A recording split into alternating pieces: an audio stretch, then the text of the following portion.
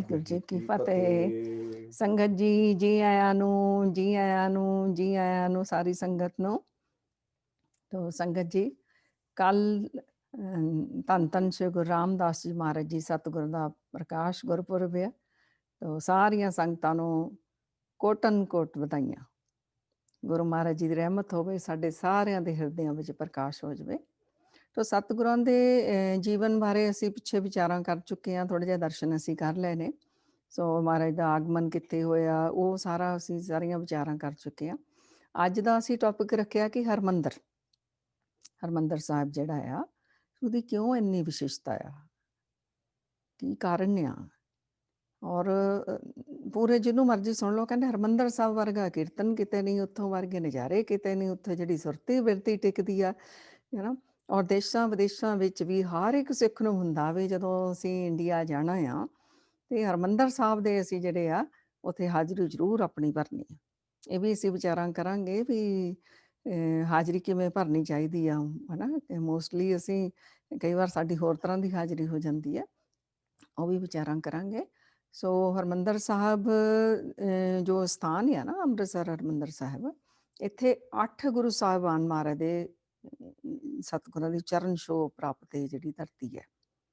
ਸੋ ਇਸ ਧਰਤੀ ਬਾਰੇ ਮਹਾਰਾਜ ਨੇ ਕਿਹਾ, ਡਿੱਠੇ ਸਭੇ ਥਾਵ ਨਹੀਂ ਤੁਧ ਜੋਹਿਆ, ਬੱਧੋ ਪੁਰਖ ਵਿਦਾਤੇ ਤਾਂ ਤੂੰ ਸੋਹਿਆ।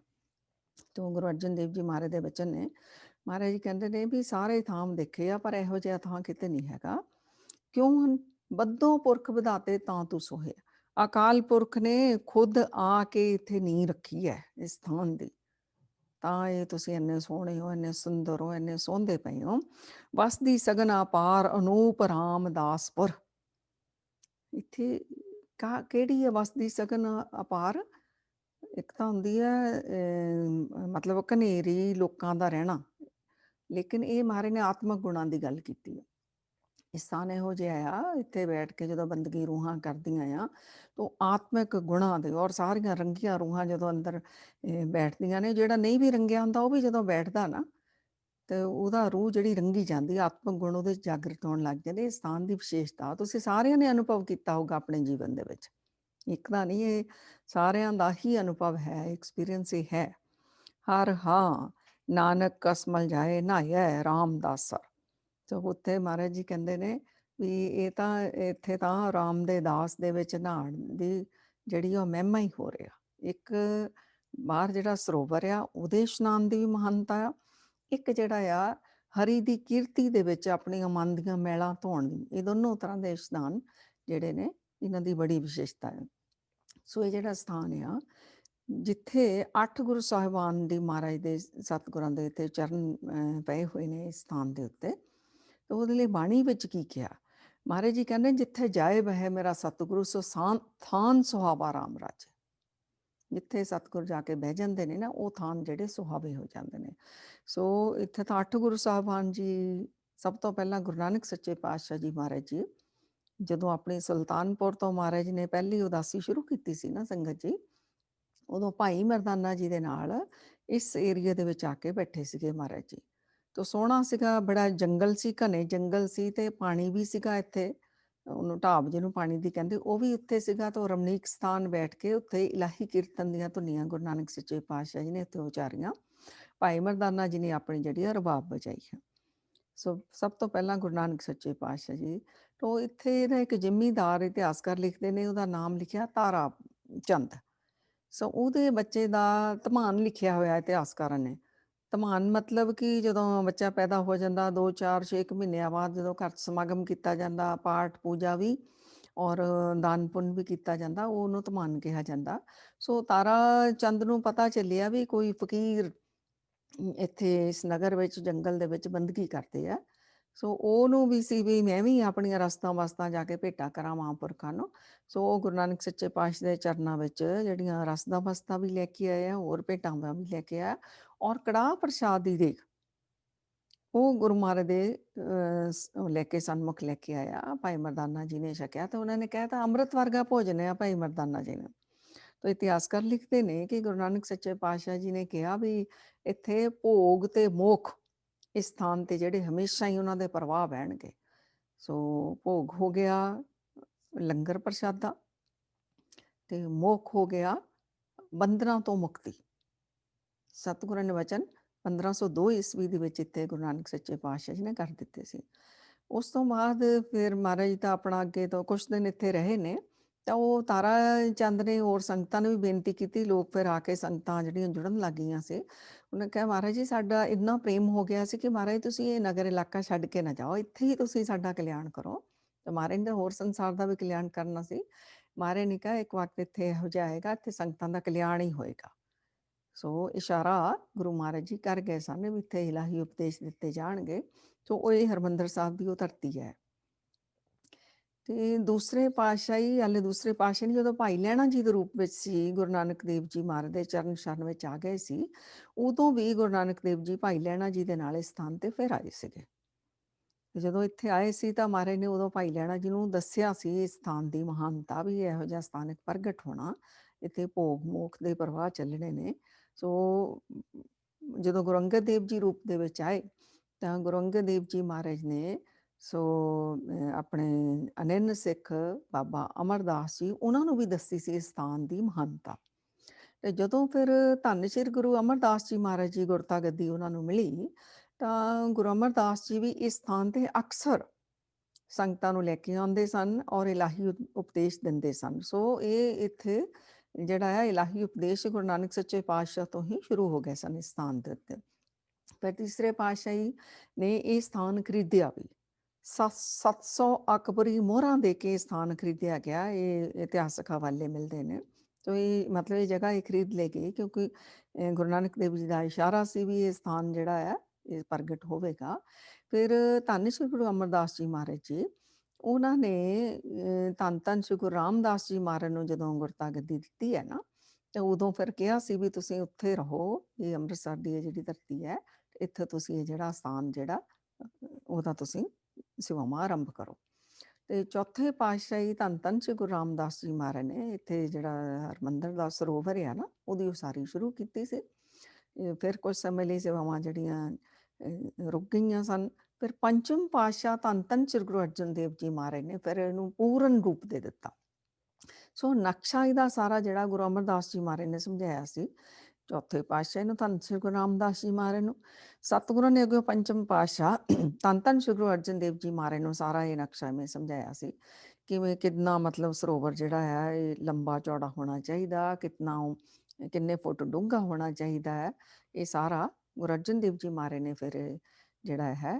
ਔਰ ਇਤਿਹਾਸਕਾਰ ਜ਼ਿਕਰ ਕਰਦੇ ਨੇ ਕਿ ਜਦੋਂ ਇਹ ਸਰੋਵਰ ਦੀ ਫਿਰ ਦੁਬਾਰਾ ਗੁਰੂ ਅਰਜਨ ਦੇਵ ਜੀ ਮਹਾਰਾਜ ਨੇ ਸ਼ੁਰੂ ਕੀਤੀ ਇਹਦੀ ਪਟਾਈ ਵੀ ਸਰੋਵਰ ਪਹਿਲਾਂ ਬਣਾਇਆ ਜਾਵੇ, ਫਿਰ ਇਹਦੇ ਵਿੱਚ ਜਿਹੜਾ ਹੈ ਹਰਿਮੰਦਰ ਦੀ ਨੀਂਹ ਰੱਖੀ ਜਾਵੇ, ਤਾਂ ਉਹ ਪਟਾਈ ਹੋ ਨਹੀਂ ਸੀ ਰਹੀ। ਤੋ ਜਿਹੜੇ ਵੀ ਕਈ ਲੈ ਕੇ ਸੇਵਾਦਾਰ ਸਿੱਖ ਪੱਟਦੇ ਸਨ ਤਾਂ ਉਹ ਸ਼ਾਇਦ ਕੋਈ ਪੱਥਰ ਸੀਗਾ ਭਾਰਾ, ਤੇ ਉਹ ਨਹੀਂ ਹੋ ਰਿਹਾ ਸੀਗਾ, ਉਹ ਟੁਕੜਾ ਟੁੱਟ ਕੇ ਸਿਰ ਮੱਥੇ ਵੱਲ ਨੂੰ ਵੀ ਆਉਂਦਾ ਸੀਗਾ।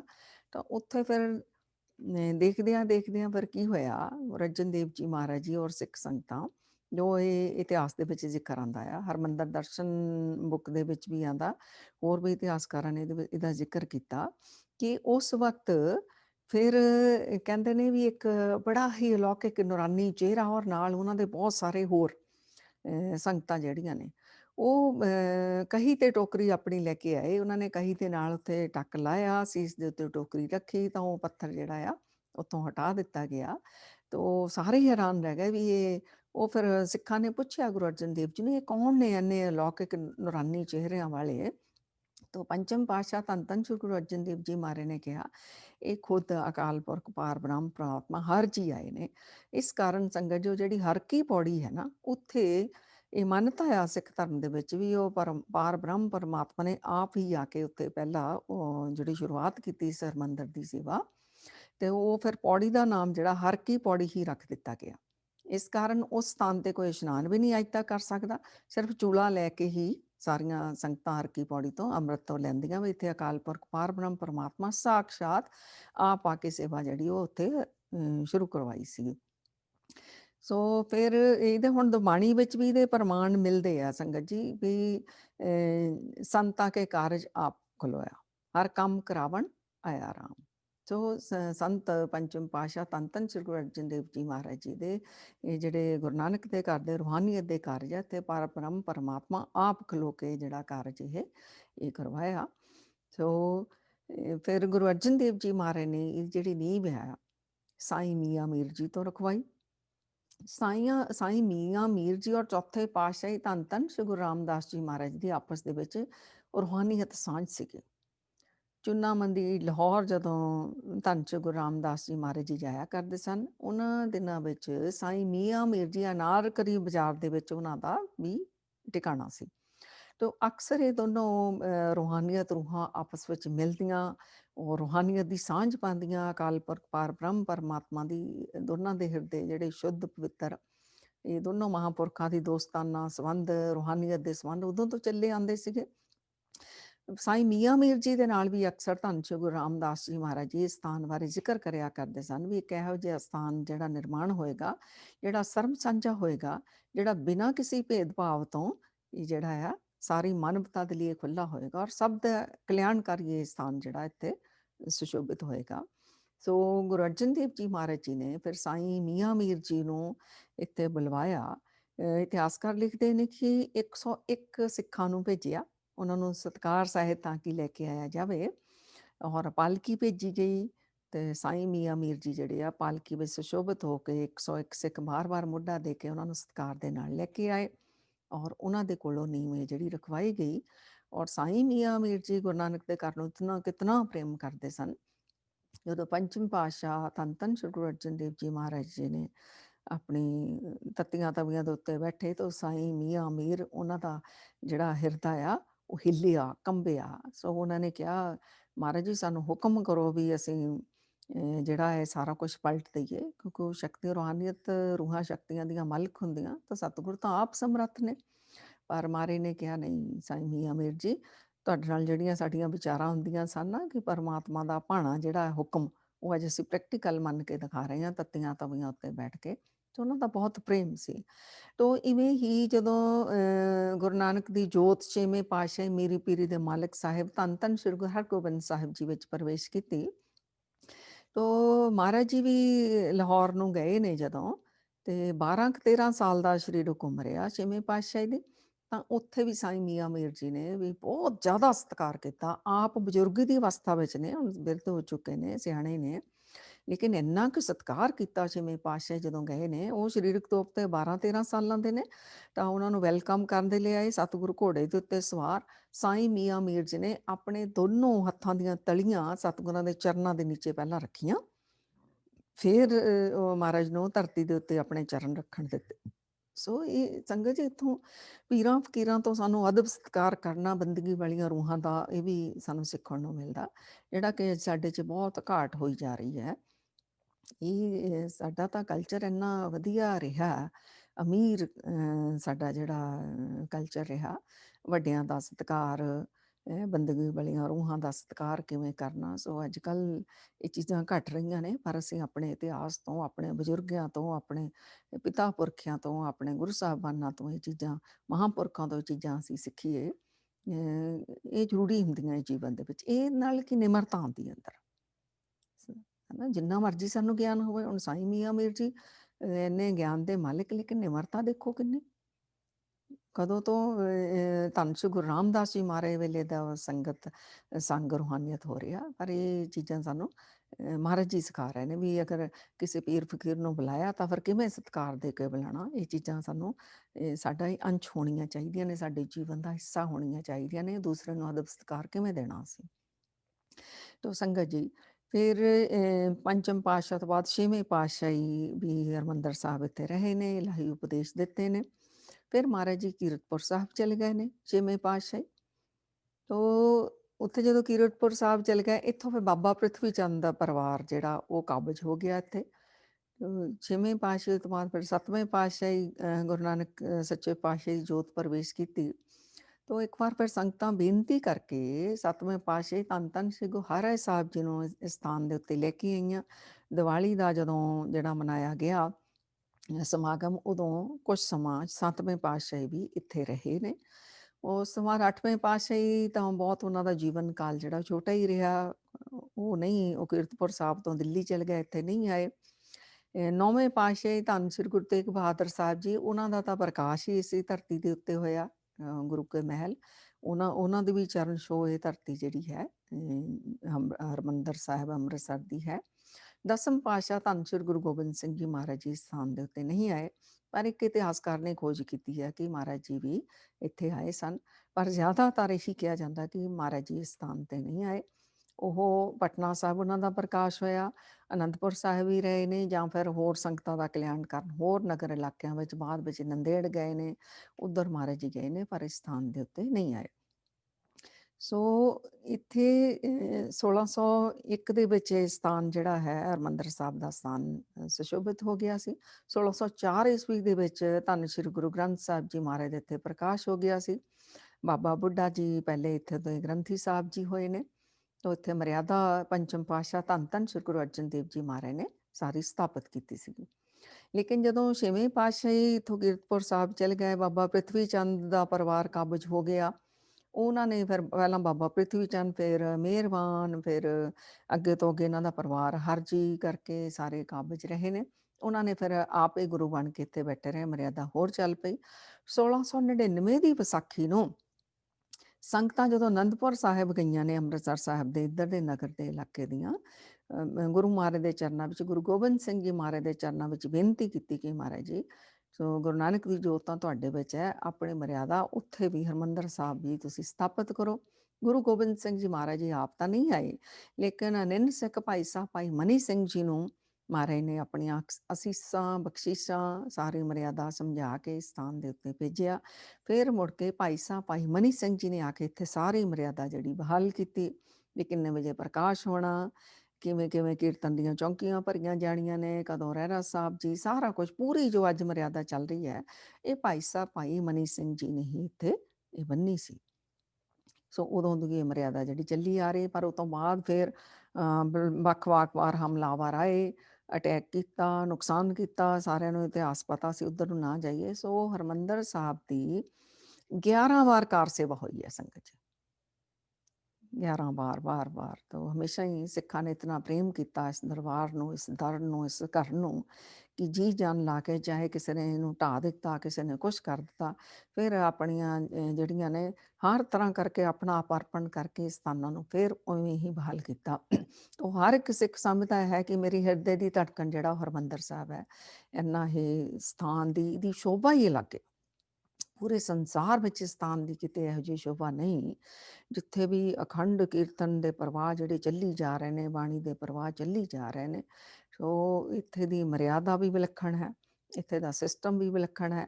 ਮਜਾਲ ਹੈ ਕਿ ਗੁਰੂ ਦੇ ਦਰਬਾਰ 'ਚ ਕੋਈ ਗੱਲ ਕਰ ਜਾਵੇ, ਜੋ ਰਸਤੇ ਵਿੱਚ ਜਿਹੜੀਆਂ ਸੰਗਤਾਂ ਜਾਂਦੀਆਂ ਨੇ ਦਰਸ਼ਨ ਕਰਨ, ਉਹ ਕੋਈ ਗੱਲ ਕਰ ਜਾਣ, ਇੰਨੀ ਸੁੰਦਰ ਮਰਿਆਦਾ, ਉਹ ਖੂਬਸੂਰਤ ਮਰਿਆਦਾ, ਔਰ ਇੰਨਾ ਜਿਹੜਾ ਅਖੰਡ ਬਾਣੀ ਅਖੰਡ ਕੀਰਤਨ ਦਾ ਪ੍ਰਵਾਹ ਚੱਲ ਰਿਹਾ, ਉਹਦੀਆਂ ਤਰੰਗਾਂ, ਉਹਦੀਆਂ ਲਹਿਰਾਂ ਬਹਿਰਾਂ ਆਸ-ਪਾਸ ਦੇ এনवायरमेंट ਨੂੰ, ਮਾਹੌਲ ਨੂੰ, ਸੰਗਤਾਂ ਨੂੰ ਕਿਵੇਂ ਉਹ ਛੂੰਹਦੀਆਂ ਨੇ।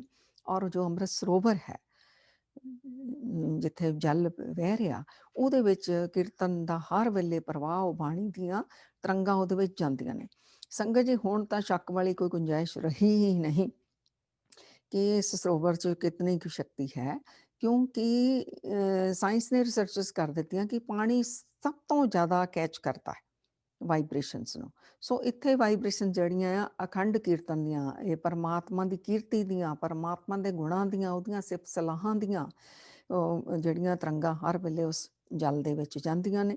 ਸੋ ਸੰਗਤਾਂ ਉੱਥੇ ਇਸ਼ਨਾਨ ਕਰਕੇ ਜਿਹੜਾ ਹੈ ਉਹ ਇਲਾਹੀ ਰਸ ਨਾਮ ਬਾਣੀ ਦਾ ਵੀ ਲੈਂਦੀਆਂ ਨੇ, ਆਪਣੇ ਤਨ ਨੂੰ ਵੀ ਉਸ ਪਵਿੱਤਰ ਜਲ ਦੇ ਵਿੱਚ ਇਸ਼ਨਾਨ ਕਰਕੇ ਆਪਣੀ ਰੂਹ ਨੂੰ, ਸਰੀਰ ਨੂੰ ਤਰੋ-ਤਾਜ਼ਾ ਵੀ ਕਰਦੀਆਂ ਨੇ। ਸੰਗਤ ਜੀ, ਇਹ ਸਥਾਨਾਂ ਦੀ ਜਿਹੜੀ ਹੈ ਬਹੁਤ ਮਹਿਮਾ ਅਗਾਧ ਬੋਧ ਆ, ਇਹਨੂੰ ਸ਼ਬਦ ਬਿਆਨ ਨਹੀਂ ਕਰ ਸਕਦੇ। ਇਹ ਤਾਂ ਜਿਹੜੀਆਂ ਅਨੁਭਵੀ ਰੂਹਾਂ ਉੱਥੇ ਬੈਠ ਕੇ, ਉੱਥੇ ਰਸ ਲੈ ਕੇ, ਉਸ ਸਥਾਨਾਂ 'ਤੇ ਸੇਵਾ ਕਰਕੇ, ਆਪਣਾ ਯੋਗਦਾਨ ਪਾ ਕੇ ਜਿਹੜਾ ਉੱਥੋਂ ਰਸ ਖੱਟਦੀਆਂ ਨੇ, ਉਹੀ ਇਹਨੂੰ ਅਨੁਭਵ ਕਰ ਸਕਦੀਆਂ ਨੇ। ਸੋ ਇੰਨੀ ਮਰਿਆਦਾ ਸੁੰਦਰ ਹੈ ਹਰਿਮੰਦਰ ਸਾਹਿਬ ਦੀ ਸੰਗਤ ਜੀ, ਕਿ ਐਵੇਂ ਹੀ ਨਹੀਂ ਜਿਹੜਾ ਮਰਜ਼ੀ ਕੋਈ ਜਦੋਂ ਅੰਦਰ ਦਰਬਾਰ ਦੀ ਸੇਵਾ ਹੁੰਦੀ ਹੈ, ਉਹ ਵੀ ਜਿਹਨਾਂ ਕੋਲ ਪਾਸ ਹੁੰਦਾ ਉਹੀ ਜਾ ਕੇ ਉੱਥੇ ਸੇਵਾ ਕਰ ਸਕਦੇ ਨੇ, ਬਕਾਇਦਾ ਇਸ਼ਨਾਨ ਕਰਕੇ, ਸਾਰਾ ਕੁਛ ਇੱਕ ਮਰਿਆਦਾ ਦੇ ਤਹਿਤ। ਤੋ ਸੰਗਤਾਂ ਵੀ ਇੱਕ ਡਿਸਿਪਲਿਨ ਦੇ ਵਿੱਚ ਰਹਿੰਦੀਆਂ ਨੇ। ਬਹੁਤ ਕੁਝ ਸਾਨੂੰ ਇਸ ਮਰਿਆਦਾ ਤੋਂ, ਇਸ ਇਲਾਹੀ ਜੋ ਕੀਰਤਨ, ਜੋ ਹਰੀ ਦੀ ਕੀਰਤੀ ਹੋ ਰਹੀ ਹੈ, ਉੱਥੋਂ ਸਾਨੂੰ ਆਪਣੇ ਜੀਵਨ ਦੇ ਵਿੱਚ ਸਿੱਖਣ ਦੀ ਵੀ ਬਹੁਤ ਲੋੜ ਹੈ ਸੰਗਤ ਜੀ। ਕਿਉਂਕਿ ਇੱਕ ਤਾਂ ਉਹ ਸਰੋਵਰ ਹੋ ਗਿਆ ਹਰਿਮੰਦਰ ਸਾਹਿਬ ਦਾ। ਇੱਕ ਮਹਾਰਾਜ ਨੇ ਸਰੋਵਰ ਜਿਹੜੇ ਨੇ, ਸਰੋਵਰ ਔਰ ਹਰਿਮੰਦਰ ਬਾਣੀ ਵਿੱਚ ਹੋਰ ਵੀ ਜ਼ਿਕਰ ਕੀਤਾ। ਉਹ ਸਰੋਵਰ ਉਹ ਵੀ ਹਰਿਮੰਦਰ ਨੂੰ ਮੰਨਤਾ ਹੈ, ਇੱਕ ਸਾਡਾ ਸਰੀਰ ਵੀ ਹਰਿਮੰਦਰ ਹੈ। ਸੋ ਬਾਣੀ ਦੇ ਵਿੱਚ ਜ਼ਿਕਰ ਹੈ ਵੀ ਹੋਰ ਕਿਹੜਾ ਸਰੋਵਰ ਹੈ। ਗੁਰਦੇਵ ਤੀਰਥ ਅੰਮ੍ਰਿਤ ਸਰੋਵਰ, ਗੁਰ ਗਿਆਨ ਮਜਨ ਅਪਰੰਪਰਾ। ਸੋ ਗੁਰੂ ਮਹਾਰਾਜ ਨੂੰ ਵੀ ਸਰੋਵਰ ਕਿਹਾ, ਗੁਰੂ ਨੂੰ ਤੀਰਥ ਕਿਹਾ, ਗੁਰੂ ਨੂੰ ਸਰੋਵਰ ਕਿਹਾ। ਉਹ ਵੀ ਹੈ ਤਾਂ ਗੁਰੂ ਵੀ ਹੈ। ਉੱਥੇ ਹੁਣ ਅੰਦਰ ਗੁਰੂ ਦੀ ਬਾਣੀ ਦਾ ਪ੍ਰਵਾਹ ਚੱਲ ਰਿਹਾ, ਹਰ ਵੇਲੇ ਸਰੋਵਰ, ਹਰ ਵੇਲੇ ਤੀਰਥ ਸਾਨੂੰ ਜਿਹੜਾ ਇਸ਼ਨਾਨ ਕਰਵਾ ਰਿਹਾ। ਹੋਰ ਮਹਾਰਾਜ ਨੇ ਕਿਹਾ ਕਿ ਹਰ ਚਰਨ ਸਰੋਵਰ ਤਹਿ ਕਰੋ ਨਿਵਾਸ ਮਨਾ।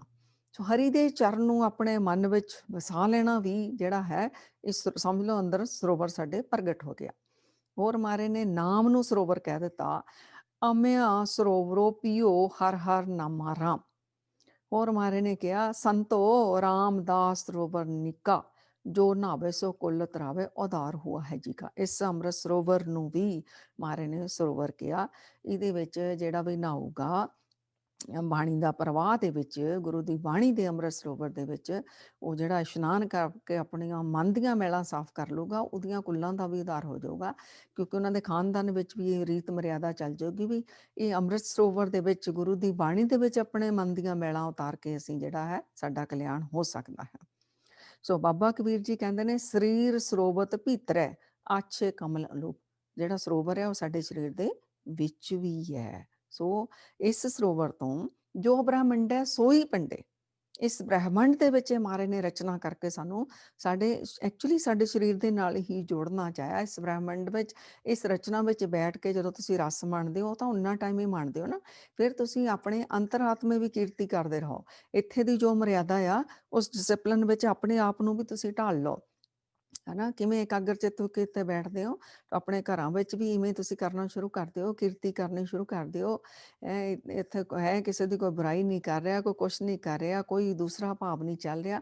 ਤੁਸੀਂ ਵੀ ਆਪਣੇ ਆਪ ਨੂੰ ਇਵੇਂ ਇਸ ਡਿਸਿਪਲਿਨ ਦੇ ਵਿੱਚ ਢਾਲੋ। ਹਰਿਮੰਦਰ ਸਰੀਰ ਦੇ ਵਿੱਚ ਇਹਨੂੰ ਅੰਦਰ ਹਰੀ ਦੇ ਮੰਦਰ ਦੇ ਨਾਲ ਜਿਹੜਾ ਉਹ ਜੁੜਨਾ ਹੈ। ਸੋ ਬਾਹਰ ਦੇ ਸਥਾਨ ਦੀ ਤਾਂ ਬੇਹੱਦ ਮਾਨਤਾ ਹੈ ਹੀ ਹੈ। ਤਾਂ ਉੱਥੋਂ ਕਰਕੇ ਅਸੀਂ ਆਪਣੇ ਹਰਿਮੰਦਰ ਦੇ ਵਿੱਚ, ਹਰਿਮੰਦਰ ਇਹ ਸਰੀਰ ਹੈ। ਸੋ ਇਹ ਹਰਿਮੰਦਰ ਦੇ ਕਿੰਨੇ ਹੀ ਅਰਥ ਬਾਣੀ ਦੇ ਵਿੱਚ ਦੱਸੇ ਨੇ। ਇੱਕ ਹੈ ਸੰਸਾਰ ਨੂੰ ਵੀ ਹਰਿਮੰਦਰ ਕਿਹਾ ਮਹਾਰਾਜ ਨੇ, ਔਰ ਦੂਸਰਾ ਸਰੀਰ ਨੂੰ ਹਰਿਮੰਦਰ ਕਿਹਾ। ਭਾਈ ਕਾਹਨ ਸਿੰਘ ਨਾਭਾ ਜੀ ਨੇ ਇਹਦੇ ਅਰਥ ਕੀਤੇ ਨੇ। ਸਾਧ ਸੰਗਤ ਨੂੰ ਵੀ ਹਰਿਮੰਦਰ ਕਿਹਾ, ਔਰ ਸਰੋਵਰ ਦੇ ਐਨ ਵਿਚਕਾਰ ਜਿਹੜਾ ਦਰਬਾਰ ਸਾਹਿਬ ਹੈ, ਇਸ ਨੂੰ ਵੀ ਹਰਿਮੰਦਰ ਕਿਹਾ ਗੁਰਬਾਣੀ ਦੇ ਵਿੱਚ। ਸੋ ਬਾਣੀ ਵਿੱਚ ਜ਼ਿਕਰ ਨੇ, ਹਰਿਮੰਦਰ ਇਹ ਜਗਤ ਹੈ, ਗੁਰਬਿਨ ਘੋਰ ਅੰਧਾਰ। ਸੋ ਹੁਣ ਦ੍ਰਿਸ਼ਟੀ ਇੰਨੀ ਜਿਹਦੀ ਹੋ ਜਾਂਦੀ ਵਿਸ਼ਾਲ, ਉਹ ਸਾਰੇ ਸੰਸਾਰ ਨੂੰ ਹਰਿਮੰਦਰ ਸਮਝ ਕੇ ਜਿਹੜਾ ਹੈ ਉਹਦੇ ਵਿੱਚ ਵੀ ਪਰਮਾਤਮਾ ਨੂੰ ਪਾ ਸਕਦਾ ਹੈ। ਅਗਲਾ ਕਿਹਾ ਮਹਾਰਾਜ ਨੇ, ਕਿਹਾ ਹਰਿਮੰਦਰ ਇਹ ਸਰੀਰ ਹੈ, ਇਸ ਸਰੀਰ ਨੂੰ ਵੀ ਹਰਿਮੰਦਰ ਕਿਹਾ। ਹਰਿਮੰਦਰ ਸੋਈ ਆਖਿਆ ਜਿੱਤੋਂ ਹਰ ਜਾਤਾ, ਹੈ ਨਾ। ਸੋ ਇਹ ਇੱਥੇ ਸਾਧ ਸੰਗਤ ਨੂੰ ਹਰਿਮੰਦਰ ਕਹਿ ਦਿੱਤਾ। ਹਰ ਜਪੇ ਹਰਿਮੰਦਰ ਸਾਜਾ, ਸੰਤ ਭਗਤ ਗੁਣ ਗਾਵੇ ਰਾਮ। ਤੋ ਜਦੋਂ ਸੰਤ ਲੋਕ, ਭਗਤ ਲੋਕ, ਸਾਧ ਸੰਗਤ ਮਿਲ ਕੇ ਬੰਦਗੀ ਕਰਦੇ, ਉਹ ਵੀ ਹਰਿਮੰਦਰ ਬਣ ਜਾਂਦਾ ਆ। ਸੋ ਕਿੰਨੀ ਮਹਾਰਾਜ ਜੀ ਸਾਨੂੰ ਸਿੱਖਿਆ ਦੇ ਰਹੇ ਨੇ। ਇਸ ਹਰਿਮੰਦਰ ਵੱਲ ਇੱਥੇ ਹਾਜ਼ਰੀ ਭਰੋ, ਦੇਖੋ, ਫਿਰ ਉਹ ਤੋਂ ਬਾਅਦ ਹੋਰ ਹਰਿਮੰਦਰ ਕਿੱਥੇ ਆ, ਉਦੋਂ ਆਪਣੇ ਅੰਦਰ ਜਿਹੜੀ ਇਹਦੀ ਖੋਜ ਕਰੋ, ਤਲਾਸ਼ ਕਰੋ। ਤੇ ਹਰਿਮੰਦਰ ਸ਼ਬਦ ਦਾ ਜ਼ਿਕਰ ਜਿਹੜਾ ਹੈ, ਗੁਰੂ ਨਾਨਕ ਸੱਚੇ ਪਾਤਸ਼ਾਹ ਜੀ ਨੇ ਆਪਣੀ ਬਾਣੀ ਵਿੱਚ ਵਾਰ-ਵਾਰ ਜ਼ਿਕਰ ਕੀਤਾ। ਤੀਸਰੇ ਪਾਤਸ਼ਾਹ ਨੇ 15 ਵਾਰ ਇਹਦਾ ਜਿਹੜਾ ਸ਼ਬਦ ਉਚਾਰਨ ਕੀਤਾ ਹਰਿਮੰਦਰ ਨੂੰ। ਚੌਥੇ ਪਾਤਸ਼ਾਹ ਨੇ 2 ਵਾਰ, ਪੰਚਮ ਪਾਤਸ਼ਾਹ ਨੇ 3 ਵਾਰ ਜਿਹੜਾ ਹੈ ਇਹ ਕੀਤਾ। ਤੋ ਸੰਗਤ ਜੀ, ਔਰ ਇਸ ਹਰਿਮੰਦਰ ਦੇ ਪ੍ਰਤੀ ਕਿੰਨੀ ਕੁ ਸਿੱਖਾਂ ਦੀ, ਸੰਗਤਾਂ ਦੀ ਸ਼ਰਧਾ ਭਾਵਨਾ ਜੁੜੀ ਹੋਈ ਹੈ। ਥੋੜ੍ਹਾ ਜਿਹਾ ਅਸੀਂ ਇਤਿਹਾਸ ਦੇ ਵਿੱਚੋਂ ਵੀ ਲੈ ਲਈਏ। ਉਹਦੇ ਨਾਲ ਕੀ ਹੁੰਦਾ ਵੀ ਸਾਡੇ ਅੰਦਰ ਵੀ ਉਮੰਗ ਉਤਸ਼ਾਹ ਵੱਧਦਾ ਕਿ ਵੀ ਆਪਾਂ ਇਹ ਨਹੀਂ ਕਹਿ ਸਕਦੇ ਵੀ ਸਾਰੇ ਸਥਾਨ ਇੱਕੋ ਜਿਹੇ ਨੇ। ਬੇਸ਼ੱਕ ਸਾਰੀ ਧਰਤੀ ਦੇ ਉੱਤੇ ਪਰਮਾਤਮਾ ਦਾ ਵਾਸ ਆ, ਪਰ ਜਿੱਥੇ ਹਰ ਵੇਲੇ ਹਰੀ ਦੀ ਕੀਰਤੀ ਹੁੰਦੀ, ਜਿੱਥੇ ਇੰਨੇ ਗੁਰੂ ਸਾਹਿਬ ਜੀ ਦੇ ਚਰਨ ਸਪਰਸ਼ ਧਰਤੀ ਹੈ, ਉਹਦੇ ਅਲੌਕਿਕ ਨਜ਼ਾਰੇ। ਕਿਉਂਕਿ ਅੱਜ ਦੀ ਸਾਇੰਸ ਨੇ ਹੋਰ ਰਿਸਰਚ ਕਰ ਦਿੱਤੀ। 2.5 ਘੰਟੇ ਜਿੱਥੇ ਕੋਈ ਬੰਦਾ ਬਹਿ ਜਾਂਦਾ ਨਾ, ਤੇ 24 ਘੰਟੇ ਲਈ ਉਹਦੀ ਐਨਰਜੀ ਦੇ ਨਾਲ ਉਹ ਧਰਤੀ ਜਿਹੜੀ ਚਾਰਜ ਹੋ ਜਾਂਦੀ ਹੈ। ਮਤਲਬ ਉਹਦਾ ਪ੍ਰਭਾਵ ਰਹਿੰਦਾ। ਇਸ ਕਰਕੇ ਮਰਿਆਦਾ ਵੀ ਬਣੀ ਹੋਈ, 2.5 ਘੰਟੇ ਦਾ ਨੇਮ ਕਰ ਲਓ ਭਾਈ ਇੱਕ ਚੌਂਕੜੇ 'ਚ ਬੈਠ ਕੇ, ਤਾਂ ਕਿ ਉਹ ਐਨਰਜੀ ਉਹੋ ਜਿਹੀ ਬਾਣੀ ਦੀ ਉੱਥੇ ਰਹੇ। ਸੋ ਇੱਥੇ ਤਾਂ ਚੌਂਕੜੇ ਮਾਰ ਕੇ ਕਿੰਨੇ ਘੰਟੇ ਸੰਗਤਾਂ ਜਿਹੜੀਆਂ ਨੇ ਹਰੀ ਦੀ ਕੀਰਤੀ ਵਿੱਚ ਜੁੜਦੀਆਂ ਨੇ। ਸੋ ਔਰ ਗੁਰੂ ਸਾਹਿਬ ਦੇ ਚਰਨ ਛੋਹ ਧਰਤੀ ਆ, ਤੇ ਇੱਥੇ ਫਿਰ ਕਿੰਨੀ ਕੁ ਐਨਰਜੀ ਹੋਊਗੀ ਜਿਹੜੀ ਸਾਨੂੰ ਰੂਹਾਨੀਅਤ ਵੱਲ ਨੂੰ ਲੈ ਜਾਂਦੀ ਹੈ। ਤੋ ਇੱਥੇ ਪੰਚਮ ਪਾਤਸ਼ਾਹ ਨੇ ਕਿਹੜੇ-ਕਿਹੜੇ ਵਰਦਾਨ ਦਿੱਤੇ, ਉਹ ਵੀ ਅਸੀਂ ਜ਼ਿਕਰ ਕਰਾਂਗੇ। ਸੋ ਇੱਥੇ ਬਾਣੀ ਦਾ ਪ੍ਰਵਾਹ ਚੱਲਦਾ। ਬਾਬਾ ਕਬੀਰ ਜੀ ਕਹਿੰਦੇ ਨੇ, "ਕਬੀਰ ਸੋਈ ਮੁਖ ਧਨ ਹੈ, ਜਾਂ ਮੁਖ ਕਹੀਏ ਰਾਮ।" ਕਹਿੰਦੇ ਉਹ ਮੁਖ ਤਾਂ ਧਨ ਆ ਜਿਹੜਾ ਰਾਮ ਕਹਿੰਦਾ, ਪਰ ਨਾਲ ਕਹਿੰਦੇ ਦੇਹੀ ਕਿਸ ਕੀ ਵਾਪਰੀ ਪਵਿੱਤਰ ਹੋਏ ਗੁਗਰਾਮ। ਉਹਦਾ ਸਰੀਰ ਵੀ ਪਵਿੱਤਰ ਹੋ ਜਾਂਦਾ, ਉਹ ਗ੍ਰਾਮ ਵੀ ਪਵਿੱਤਰ ਹੋ ਜਾਂਦਾ। ਸੋ ਇਹ ਧਰਤੀ ਫਿਰ ਕਿੰਨੀ ਕੁ ਪਵਿੱਤਰ ਹੋ ਰਹੀ, ਜਿੱਥੇ ਦਿਨ ਰਾਤ ਬੰਦਗੀ ਦਾ ਪ੍ਰਵਾਹ ਜਿਹੜਾ ਚੱਲੀ ਜਾ ਰਿਹਾ, ਚੱਲੀ ਜਾ ਰਿਹਾ। ਉੱਥੋਂ ਸੰਗਤਾਂ ਬੇਅੰਤ ਨੇ, ਜਿਨ੍ਹਾਂ ਦੇ ਆਪਣੇ ਅਲੱਗ-ਅਲੱਗ ਐਕਸਪੀਰੀਅੰਸ ਨੇ ਇਸ ਸਥਾਨ ਦੇ ਉੱਤੋਂ, ਉਹ ਇੰਨਾ ਅਸੀਂ ਬਿਆਨ ਨਹੀਂ ਕਰ ਸਕਦੇ। ਸੋ ਸਮਾਂ ਵੀ ਫਿਰ ਕਿਉਂਕਿ ਆਪਣਾ ਓਨਾ ਹੀ ਹੁੰਦਾ ਜਿਹਦੇ ਵਿੱਚ ਅਸੀਂ ਵਿਚਾਰਾਂ ਕਰਨੀਆਂ ਨੇ। ਸੋ ਇੱਥੇ ਮਹਾਰਾਜਾ ਰਣਜੀਤ ਸਿੰਘ ਸ਼ੇਰੇ ਪੰਜਾਬ, ਉਹ ਕਿੰਨਾ ਸਤਿਕਾਰ ਕਰਦਾ ਸੀ ਹਰਿਮੰਦਰ ਸਾਹਿਬ ਦਾ। ਜਿਹੜੀ ਕੋਈ ਉਹਦੇ ਕੋਲ ਵੇਸ਼ਵਾਰ ਕੀਮਤੀ ਵਧੀਆ ਇਹ ਚੀਜ਼ ਆ ਜਾਂਦੀ ਸੀ ਨਾ, ਬਸ ਉਸੇ ਵੇਲੇ ਤੁਰ ਪੈਂਦਾ ਸੀ ਵੀ ਮੈਂ ਤਾਂ ਇਹ ਗੁਰੂ ਰਾਮਦਾਸ ਜੀ ਮਹਾਰਾਜ ਦੇ ਦਰਬਾਰ ਦੇ ਉੱਤੇ ਜਿਹੜੀ ਇਹ ਭੇਟਾ ਕਰਨੀ ਹੈ। ਸੋ ਇੰਨੀ ਭਾਵਨਾ ਦੇ ਨਾਲ ਉਹ ਜੁੜਿਆ ਹੋਇਆ ਸੀ। ਉਹਦੇ ਪੁੱਤਰ ਦਾ ਹੀ ਆਪਣੇ ਦਾ ਜਦੋਂ ਵਿਆਹ ਸੀਗਾ, ਤੋ ਕਾਰੀਗਰਾਂ ਨੇ ਬਹੁਤ ਹੀ ਬੇਸ਼ੁਮਾਰ ਕੀਮਤੀ ਸਿਹਰਾ ਜਿਹੜਾ ਆ ਪੁੱਤਰ ਦੇ ਲਗਾਉਣ ਦੇ ਲਈ ਤਿਆਰ ਕੀਤਾ। ਜਦੋਂ ਤਿਆਰ ਹੋ ਕੇ ਸਿਹਰਾ ਆਇਆ, ਤੇ ਹਲੇ ਪੁੱਤਰ ਨੂੰ ਲਗਾਇਆ ਨਹੀਂ ਗਿਆ। ਮਹਾਰਾਜੇ ਨੇ ਦੇਖਿਆ, ਮਹਾਰਾਜੇ ਨੂੰ ਦਿਖਾਇਆ ਕਾਰੀਗਰਾਂ ਨੇ ਵੀ ਆਹ ਬਣਾਇਆ ਤੇਰੇ ਪੁੱਤਰ ਦੇ ਲਈ ਸਿਹਰਾ ਜਿਹੜਾ। ਉਹਨੇ ਕਿਹਾ, ਇੰਨਾ ਸੁੰਦਰ ਸਿਹਰਾ, ਇਹ ਤਾਂ ਗੁਰੂ ਰਾਮਦਾਸ ਜੀ ਦੇ ਦਰਬਾਰ ਵਿੱਚ ਸ਼ੋਭਦਾ ਆ। ਸੋ ਉਹਨਾਂ ਨੇ ਕਿਹਾ, ਮਹਾਰਾਜ ਜੀ ਹੁਣ ਥੋੜੇ ਦਿਨ ਰਹਿ ਗਏ ਵਿਆਹ 'ਚ, ਤੁਹਾਡੇ ਪੁੱਤਰ ਲਈ ਅਸੀਂ ਤਿਆਰ ਕਰਾਇਆ, ਵੀ ਇੰਨੀ ਛੇਤੀ ਉਹ ਪੁੱਤਰ ਲਈ ਹੋਰ ਤਿਆਰ। ਉਹ ਕਹਿੰਦਾ, ਇੰਨਾ ਮੈਨੂੰ ਕੋਈ ਲੈਣਾ ਦੇਣਾ ਨਹੀਂ। ਉਸੇ ਵੇਲੇ ਚੱਲ ਕੇ ਗੁਰੂ ਰਾਮਦਾਸ ਜੀ ਮਹਾਰਾਜ ਦੇ ਦਰਬਾਰ ਵਿੱਚ ਇਹ ਭੇਟਾ ਕਰ ਦਿੱਤਾ। ਸੋ ਜਦੋਂ ਜਲੌਸ ਸਜਦੇ ਨੇ ਨਾ, ਉਦੋਂ ਇਹ ਦਰਸ਼ਨ ਕਰਵਾਏ ਜਾਂਦੇ ਨੇ ਸੰਗਤਾਂ ਨੂੰ। ਸਾਲ ਵਿੱਚ 5 ਵਾਰ ਜਲੌਸ ਸਜਾਏ ਜਾਂਦੇ ਨੇ ਦਰਬਾਰ ਸਾਹਿਬ। ਉਦੋਂ ਸੰਗਤਾਂ ਨੂੰ ਇਹ ਜਿਹੜੇ ਤੋਸ਼ੇਖਾਨੇ ਵਿੱਚ ਚੀਜ਼ਾਂ ਰੱਖੀਆਂ ਹੁੰਦੀਆਂ ਨੇ, ਦਿਖਾਈਆਂ ਜਾਂਦੀਆਂ ਨੇ। ਹੋਰ ਇੱਕ ਵਾਰ ਮਹਾਰਾਜਾ ਰਣਜੀਤ ਸਿੰਘ ਦੇ ਲਈ ਹੈਦਰਾਬਾਦ ਦਾ ਨਿਜ਼ਾਮ ਜਿਹੜਾ, ਉਹਨੇ ਮਹਾਰਾਜ ਵੀ ਆਪਣੇ ਉੱਪਰ ਚਾਨਣੀਆਂ ਚਲਾਉਂਦੇ ਹੁੰਦੇ ਸਨ। ਚਾਨਣੀ ਬਹੁਤ ਹੀ ਖੂਬਸੂਰਤ ਬਣਾ ਕੇ ਉਹਨੇ ਭੇਜੀ ਮਹਾਰਾਜਾ ਰਣਜੀਤ ਸਿੰਘ ਨੂੰ। ਜਦੋਂ ਉੱਤੇ ਤਾਣੀ ਗਈ ਨੇ, ਉੱਪਰੋਂ ਦੇਖਿਆ ਵੀ ਇੰਨੀ ਉਹ ਸੋਹਣੀ ਸੋਹਣੇ ਮਤਲਬ ਤਰੀਕੇ ਨਾਲ ਬਣੀ ਹੋਈ, ਇੰਨੀ ਉਹਦੇ ਉੱਤੇ ਮੀਨਾਕਾਰੀ ਕੀਤੀ ਹੋਈ, ਸੋਨੇ ਚਾਂਦੀ ਦੀਆਂ ਤਾਰਾਂ ਦੇ ਨਾਲ ਜੜਤ। ਉਹ ਕਹਿੰਦਾ ਇਹ ਤਾਂ ਮੇਰੇ ਗੁਰੂ ਦੇ ਦਰਬਾਰ ਵਿੱਚ ਜਾਣੀ ਚਾਹੀਦੀ ਹੈ। ਲਹਾ ਕੇ ਉਸੇ ਵੇਲੇ ਲੈ ਕੇ ਗੁਰੂ ਮਹਾਰਾਜ ਦੇ ਦਰਬਾਰ ਵਿੱਚ ਆ ਗਿਆ। ਉਹ ਆ ਕੇ ਦੱਸਿਆ, ਜਿਹੜੇ ਅਕਾਲ ਤਖ਼ਤ ਸਾਹਿਬ ਦੇ ਜਥੇਦਾਰ ਸਾਹਿਬ ਸਨ, ਉਹਨਾਂ ਨੇ ਪੁੱਛਿਆ, ਇਹ ਤੂੰ ਲਗਾਈ ਵੀ ਸੀ? ਦੱਸਿਆ ਵੀ ਹਾਲੇ ਤਾਂ ਤਾਣੀ ਸੀ, ਪਰ ਮੈਨੂੰ ਪਸੰਦ ਆ ਗਈ, ਮੈਂ ਇੱਥੇ ਲੈ ਆਈ ਹਾਂ। ਉਹਨੇ ਕਿਹਾ, ਨਹੀਂ, ਜਿਹੜੀ ਕਿਸੇ ਬੰਦੇ ਦੇ ਉੱਤੇ ਤਾਣ ਗਈ ਹੋਵੇ ਉਹ ਗੁਰੂ ਦੇ ਦਰਬਾਰ 'ਚ ਨਹੀਂ ਲੱਗਣੀ। ਤਾਂ ਰੋਣ ਲੱਗ ਗਿਆ, ਕਿ ਭਾਵਨਾ ਇੰਨੀ ਸੀਗੀ। ਇੰਨਾ ਰੋਇਆ, ਇਹਨੇ ਕਿਹਾ, ਮੈਨੂੰ ਜੋ ਮਰਜ਼ੀ ਸਜ਼ਾ ਲਾ ਦਿਓ, ਪਰ ਮੈਂ ਲੈ ਕੇ ਨਹੀਂ ਜਾਣੀ, ਇਹ ਮੇਰੇ ਗੁਰੂ ਦਰਬਾਰ 'ਚ ਹੀ, ਇੱਥੇ ਹੀ ਮੈਂ ਤਾਂ ਭੇਟਾ ਕਰਨੀ ਆ। ਉਹਨਾਂ ਨੇ ਫਿਰ 2 ਪਿੰਡ ਦੀ ਜਗੀਰ ਜਿਹੜੀ ਹੈ, ਕਿਹਾ ਹਰਿਮੰਦਰ ਸਾਹਿਬ ਦੇ ਨਾਂ ਕਰ, ਇੱਕ ਦਿਨ ਪੂਰੀ ਇੱਥੇ ਸੇਵਾ ਕਰ। ਖੁਸ਼ੀ-ਖੁਸ਼ੀ ਮਹਾਰਾਜ ਜੀ ਨੇ ਕੀਤੀ। ਫਿਰ ਉਹ ਚਾਨਣੀ ਜਿਹੜੀ ਸਵੀਕਾਰ ਕਰ ਲਈ ਗਈ, ਪਰ ਇਹ ਕਿਹਾ ਵੀ ਇਹ ਗੁਰੂ ਦੇ ਦਰਬਾਰ 'ਚ ਨਹੀਂ ਲੱਗਣੀ। ਤੇਰੀ ਸਵੀਕਾਰ ਕਰ ਲਈ, ਜਿੱਥੇ ਤੋਸ਼ਾਖਾਨਾ ਨਾ, ਜਿੱਥੇ ਕੀਮਤੀ ਚੀਜ਼ਾਂ, ਉੱਥੇ ਅਸੀਂ ਉੱਪਰ ਲਾ ਦਿੰਦੇ ਹਾਂ। ਸੋ ਇਹ ਦੇਖੋ ਇੱਕ ਸਿੱਖ ਦਾ ਪ੍ਰੇਮ। ਸੋ ਜਿਹੜੇ ਹਰਿਮੰਦਰ ਸਾਹਿਬ ਦੇ 4 ਸੋਨੇ ਦੇ ਦਰਵਾਜ਼ੇ ਨੇ, ਤੇ ਉੱਦਾਂ ਤਾਂ ਉਹ ਚਾਂਦੀ ਦੇ ਲਗਾ ਦਿੰਦੇ ਨੇ, ਲੇਕਿਨ ਖਾਸ ਦਿਨਾਂ ਤੇ ਚਾਰੋਂ ਸੋਨੇ ਦੇ ਦਰਵਾਜ਼ੇ ਜਿਹੜੇ ਲਗਾਏ ਜਾਂਦੇ ਨੇ। ਤਾਂ ਉੱਥੇ ਫਿਰ ਸੰਗਤ ਜੀ, ਜਿਹੜਾ ਪਹਿਲਾ ਦਰਵਾਜ਼ਾ ਉਹ ਮਹਾਰਾਜਾ ਨੇ ਖੁਦ ਭੇਟ ਕੀਤਾ ਸੀਗਾ। ਫਿਰ ਮਹਾਰਾਜਾ ਖੜਕ ਸਿੰਘ ਦੀ ਮਾਂ ਨੇ, ਦੀ ਪਤਨੀ ਨੇ ਭੇਟ ਕੀਤਾ, ਸ਼ੇਰ ਸਿੰਘ ਨੇ ਭੇਟ ਕੀਤਾ। ਇਹ ਵੀ ਇਸੇ ਹੀ ਖਾਨਦਾਨ ਵਿੱਚੋਂ ਜਿਹੜੇ ਨੇ ਇਹ ਭੇਟਾਂ ਇੱਥੇ ਕੀਤੀਆਂ ਗਈਆਂ। ਇੱਕ ਵਾਰ ਮਹਾਰਾਜਾ ਸ਼ੇਰ ਸਿੰਘ ਜਿਹੜਾ ਗੁਰੂ ਦਰਬਾਰ ਵਿੱਚ ਦਰਸ਼ਨ ਕਰਨ ਆਇਆ, ਤੋ ਜਦੋਂ ਦਰਸ਼ਨ ਕਰਨ ਆਇਆ ਤੇ ਜਿਹੜਾ ਉਹ ਭੇਟਾ ਆਪਣਾ ਖਜ਼ਾਨਾ ਸੀ ਲੈ ਕੇ ਆਇਆ ਸੀ ਗੁਰੂ ਦਰਬਾਰ ਦੇ ਲਈ, ਉਹ ਸੇਵਾਦਾਰ ਪਿੱਛੇ ਰਹਿ ਗਿਆ। ਉਹ ਜਦੋਂ ਮੱਥਾ ਟੇਕਣ ਲੱਗਾ ਹੁਣ, ਤੇ ਉਹਨੇ ਕਿਹਾ, ਮੈਂ ਖਾਲੀ ਹੱਥ ਥੋੜ੍ਹੀ ਗੁਰੂ ਰਾਮਦਾਸ ਜੀ ਦੇ ਚਰਨਾਂ 'ਚ ਮੱਥਾ ਟੇਕ ਸਕਦਾ। ਫਿਰ ਉਹਨੇ, ਉਹਦੇ ਕੋਲ ਇੱਕ ਮਾਲਾ ਸੀ ਸੁੱਚੇ ਮੋਤੀਆਂ ਦੀ, ਬੇਸ਼ੁਮਾਰ ਕੀਮਤੀ, ਲੱਖਾਂ ਦੀ ਮਾਲਾ ਸੀ ਉਸ ਟਾਈਮ। ਉਹਨੇ ਉਹ ਗੁਰੂ ਰਾਮਦਾਸ ਜੀ ਦੇ ਚਰਨਾਂ ਵਿੱਚ ਭੇਟਾ ਕਰਕੇ ਮੱਥਾ ਟੇਕਿਆ। ਮਤਲਬ ਇਹ ਸਿੱਖ ਦੀ ਭਾਵਨਾ ਆਪਣੇ ਗੁਰੂ ਦੇ ਅੱਗੇ। ਸਾਨੂੰ ਵੀ ਬਹੁਤ-ਬਹੁਤ ਪ੍ਰੇਰਨਾ ਮਿਲਦੀ ਹੈ ਸੰਗਤ ਜੀ। ਤੋ ਉਹ ਜਿਹੜੀ ਚਾਨਣੀ ਸੀ ਨਾ, ਤੋ ਮਤਲਬ ਗੁਰੂ ਦੇ ਦਰਬਾਰ ਦੀ ਸ਼ੋਭਾ ਇੰਨੀ ਆ, ਪ੍ਰਬੰਧਕ ਜ਼ਰੂਰੀ ਨਹੀਂ ਵੀ ਇੰਨੀ ਭਾਵ ਰੱਖਦੇ ਹੋਣ, ਕਈ ਵਾਰ ਪ੍ਰਬੰਧਕ ਗੜਬੜ ਕਰ ਦਿੰਦੇ ਨੇ। ਫਿਰ ਜਦੋਂ ਗੋਰਿਆਂ ਦਾ ਰਾਜ ਆਇਆ, ਤਾਂ ਉਦੋਂ ਫਿਰ ਇਹ ਕੋਈ ਇੱਥੇ ਆਇਆ ਸੀ, ਵਾਈਸ ਚਾਂਸਲਰ ਆਇਆ ਸੀ ਗੋਰਾ। ਉਹਦੇ ਲਈ ਫਿਰ ਇਹਨਾਂ ਨੇ ਘੰਟਾ ਘਰ ਦੇ ਉੱਤੇ ਜਿਹੜੀ ਮਹਾਰਾਜੇ ਨੇ ਚਾਨਣੀ ਭੇਟਾ ਕੀਤੀ ਸੀ ਨਾ, ਉਹਦੇ ਉੱਤੇ ਤਾਣ ਦਿੱਤੀ ਸੀਗੀ। ਗ੍ਰੰਥੀ ਸਾਹਿਬ ਨੇ ਬਹੁਤ ਵਿਰੋਧ ਕੀਤਾ, ਪਰ ਪ੍ਰਬੰਧਕ ਜਿਹੜੇ ਨੇ ਗੁਲਾਮ ਹੋ ਜਾਂਦੇ ਨੇ ਸਰਕਾਰਾਂ ਦੇ।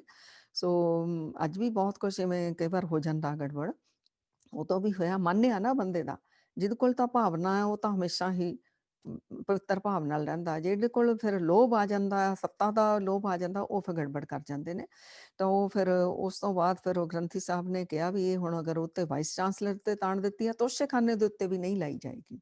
ਸੋ ਇਹ ਭਾਵਨਾ ਵਾਲੇ ਵੀ ਬਹੁਤ ਬੈਠੇ ਨੇ ਗੁਰੂ ਦੇ ਦਰਬਾਰ ਵਿੱਚ, ਹਰ ਤਰ੍ਹਾਂ ਦੇ ਮਨਮੁਖ ਵੀ ਨੇ ਤਾਂ ਗੁਰਮੁਖ ਵੀ ਨੇ ਸੰਗਤ ਜੀ। ਸੋ ਇਸ ਸਥਾਨ ਦੀਆਂ ਅਲੌਕਿਕ ਕਹਾਣੀਆਂ ਨੇ। ਜਲੌ ਦੇ ਵਿੱਚ ਇੱਕ ਛਤਰ ਦਿਖਾਇਆ ਜਾਂਦਾ, ਉਹ ਵੀ ਮਹਾਰਾਜ ਨੇ ਭੇਟਾ ਕੀਤਾ ਸੀ। ਉਹਦੀ ਮੀਨਾਕਾਰੀ ਉਹਦੀ ਐਡੀ ਕਮਾਲ ਦੀ ਹੈ। ਉਹਦੇ ਵਿੱਚ ਇੱਕ ਮੋਰ ਆ ਜਿਹੜਾ ਕਿ ਨੀਲਮਾ ਹਰੀਆਂ ਹੀਰਿਆਂ ਦੇ ਨਾਲ ਜੜਿਤ ਆ। ਉਹਦੇ ਮੋਰ ਦੇ ਗਲ ਵਿੱਚ ਜਿਹੜੀ ਮਾਲਾ ਆ, ਉਹ ਜਿਹੜੀ ਸ਼ੇਰ ਸਿੰਘ ਨੇ ਭੇਟਾ ਕੀਤੀ ਸੀ ਉਹ ਪਾਈ ਹੈ। ਸੋ ਉੱਥੇ ਸੋਨੇ ਦੀਆਂ ਕਹੀਆਂ, ਤਸਲੇ ਜਦੋਂ ਕਾਰ ਸੇਵਾ ਵੇਲੇ ਵਰਤੇ ਗਏ ਸਨ, ਉਹ ਸਾਰੇ ਸੰਗਤਾਂ ਨੂੰ ਜਲੌ ਦੇ ਦਰਸ਼ਨ ਕਰਾਏ ਜਾਂਦੇ ਨੇ। ਅਨੇਕਾਂ ਵਸਤਾਂ ਭੇਟਾਂ ਹੈ। ਤੋ ਇੱਧਰ ਨੂੰ ਹੁਣ ਅਸੀਂ ਮੌਤਾ ਅਸੀਂ ਨਾ ਚੱਲੀਏ। ਤੋ ਇੱਕ ਵਾਰ ਇੱਕ ਹੋਰ ਮੁਸਲਮਾਨ ਭਾਈ ਜਿਹੜਾ ਹੈ, ਉਹ ਵੀ ਜਿਹੜਾ ਉਹਨੇ ਚੌਰ ਸਾਹਿਬ ਉਹਦਾ ਇੱਥੇ ਅਕਾਲ ਤਖ਼ਤ ਸਾਹਿਬ ਭੇਟਾ ਆਈ ਸੀ। ਕਿਵੇਂ ਆਈ ਸੀ?